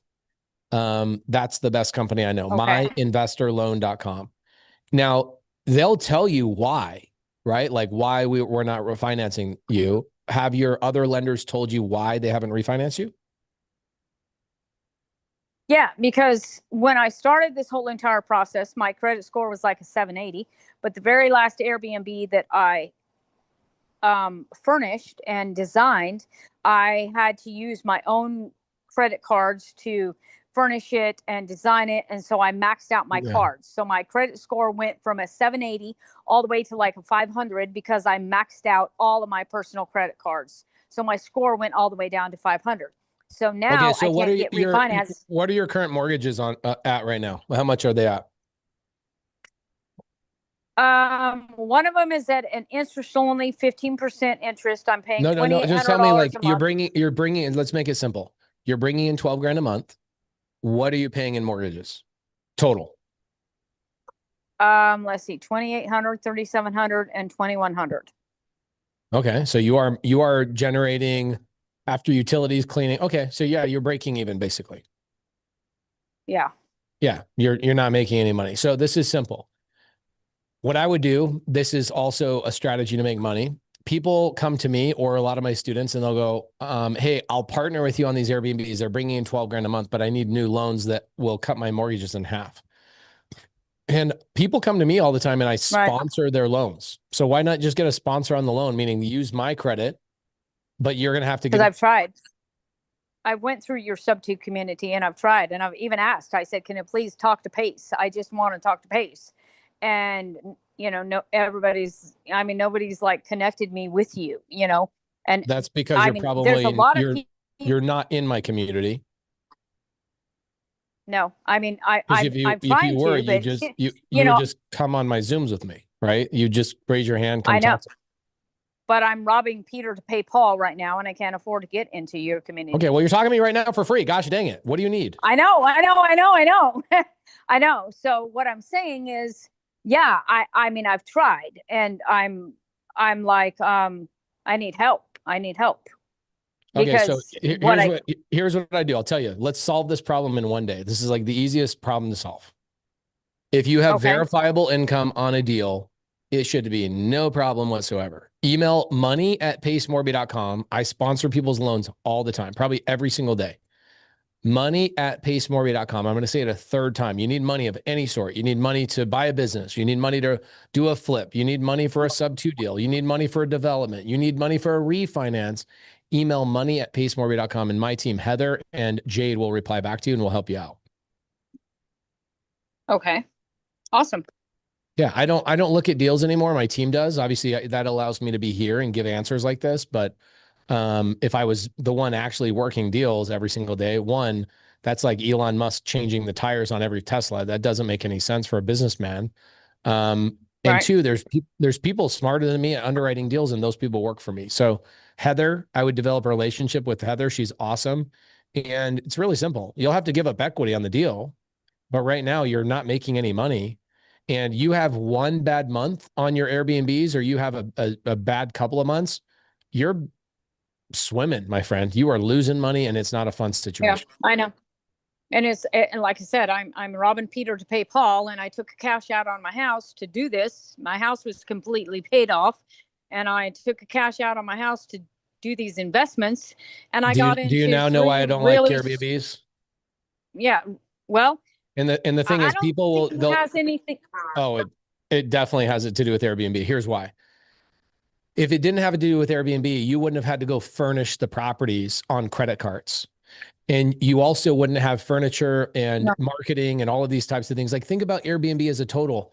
Right now, Airbnb is down 25% from what it was a year ago, and it's 50% of what it was 2 years ago. So it is the business model. Let's think about this. If you're breaking even right now, but if your houses were bringing in $16,000 or $17,000 a month, you'd be netting $5,000 or $6,000. But the model of Airbnb has hemorrhaged tremendously in the last couple of years, and it requires you to use your credit cards to go furnish these properties. The business model sucks. I mean, I use the equity out of my house to furnish the properties, but if I was furnished and a credit card, renting them. And a credit card. That was the very last property. But if I was renting them and not doing Airbnb, I would only be making, profiting $300 a month. I mean, I literally have a house right now. Or maybe it's rented at $13,000 a month on an insurance claim, and it's rented until the end of December. Sweet. I've made $120,000 on the property, but I'm still losing money in 1 year. Yeah, I believe it. In 1 year. This is why I don't like. By the way, that's not Airbnb. Guys, she's not talking about Airbnb on that property. That is midterm rental that she's talking about. That's an insurance. When you have an insurance claim that rents a property for you for more than a month, that's a midterm rental. It's not a short-term rental. That is a different business model. That's the property that I have. This interest only 15% interest only. And because I can't renew the loan because my credit score dropped from 680 to 520, I have to pay $12,000 every 3 months to renew my contract with them, my loan with them. I don't know who would have ever put you into this deal, but if they put you into this deal and they are an educator, they should stop educating. Yeah, well, it was that dude from Bigger Pockets. He lives in California. His name is I don't know who he is. I don't know who he is. So Ricardo Carrillo. I still don't know who he is. So I stopped watching Airbnb. I stopped watching Bigger Pockets a while ago. I think most people have also lost that or stopped watching them when they sold to a hedge fund. They kind of lost a lot of their flavor. I liked Bigger Pockets for a long time. I wrote a book with them. I love Bigger Pockets, but the last couple of years they have sold off to a hedge fund and they've lost a lot of their talent that used to be there, like David Green, Rob Abasolo, a lot of those people who I really love. I still am a big fan of like Henry Washington and some of those people on there, good friends of mine. They've always had smart people on there, but they're I don't know what they're doing. I think they're reinventing themselves right now. And I'm sure they'll be even better in the future. But the thing is, I have no idea. Guys, you don't get hard money loans to buy rentals. I don't care who told you that. Bigger Pockets or smaller pockets or biggest pockets or cargo pockets. I don't care. You do not go and get interest-only loans to buy anything. I feel like Dave Ramsey right now. Yeah. Okay. I can help you sponsor your loan. Just email my team, money@pacemorby.com. Let me go through a couple of more questions. Let's go to Vera Macharla. Vera, what's up, Vera? How you doing? Fine, thank you. Thanks for taking my call. I bought a 5 acres near Circuit of America. I did some research. It's in Austin, Texas, to build car condo garages. It's a different asset class. Just again, it was the earlier I did research, but now I'm having different thoughts. So what is your thought about condo garages? So it's a specific to the Circuit of America, which is a Formula One racetrack. That's my land is next to that. It's the entire project is depend on that landmark. So is that in the future? Is that right or wrong, or what kind of can you throw some light based on your experience? Okay, so my experience is that when somebody is hyper fixated on one property, it's probably a trash deal. That's my experience. I don't know the address. I don't know the location. I don't know the city other than Austin. But I do know one thing is that when people are hyper fixated on one property and you don't have any other leads you're working on. Yeah. Right. Yeah. How do I know that? How do I know that? Vera, how do I know that this is the only property you're working on? Again, what do you mean? Okay, so Vera, my friend, here's what I would tell you. Whatever the thing you guys go look on Zillow. Stop looking on Zillow. You are wasting your time on Zillow. You are wasting your time looking at properties that are for sale that you don't know are actually going to make or not make money. Right? We need to talk about how do I acquire things with seller finance. Stop doing this crap with going and getting hard interest loans. And Vera's like, I like this property. What do you think about it? I don't know the address, Vera. And we don't look for properties that don't already have pain. We look for properties that have pain. I will be showing you guys that on Wednesday. Okay. Terracina.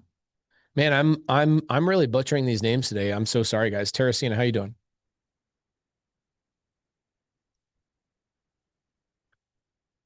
Okay, 5, 4, 3, 2. Terracina, you there? All right. Well, you lost your ability. I will not be answering any more questions. So, guys, I've been on here for 3 hours and 13 minutes. The thing that we're going to cover tomorrow, we'll be back tomorrow at 4 p.m. So let everybody know we'll be back at 4 p.m. Arizona time. So Eastern time, that's 7 p.m. We'll start a little bit earlier tomorrow. I'll give you guys copies of contracts. We'll go through a whole bunch of stuff. The main thing that we're going to be covering the next couple of days, I've already covered it, but we'll be back tomorrow.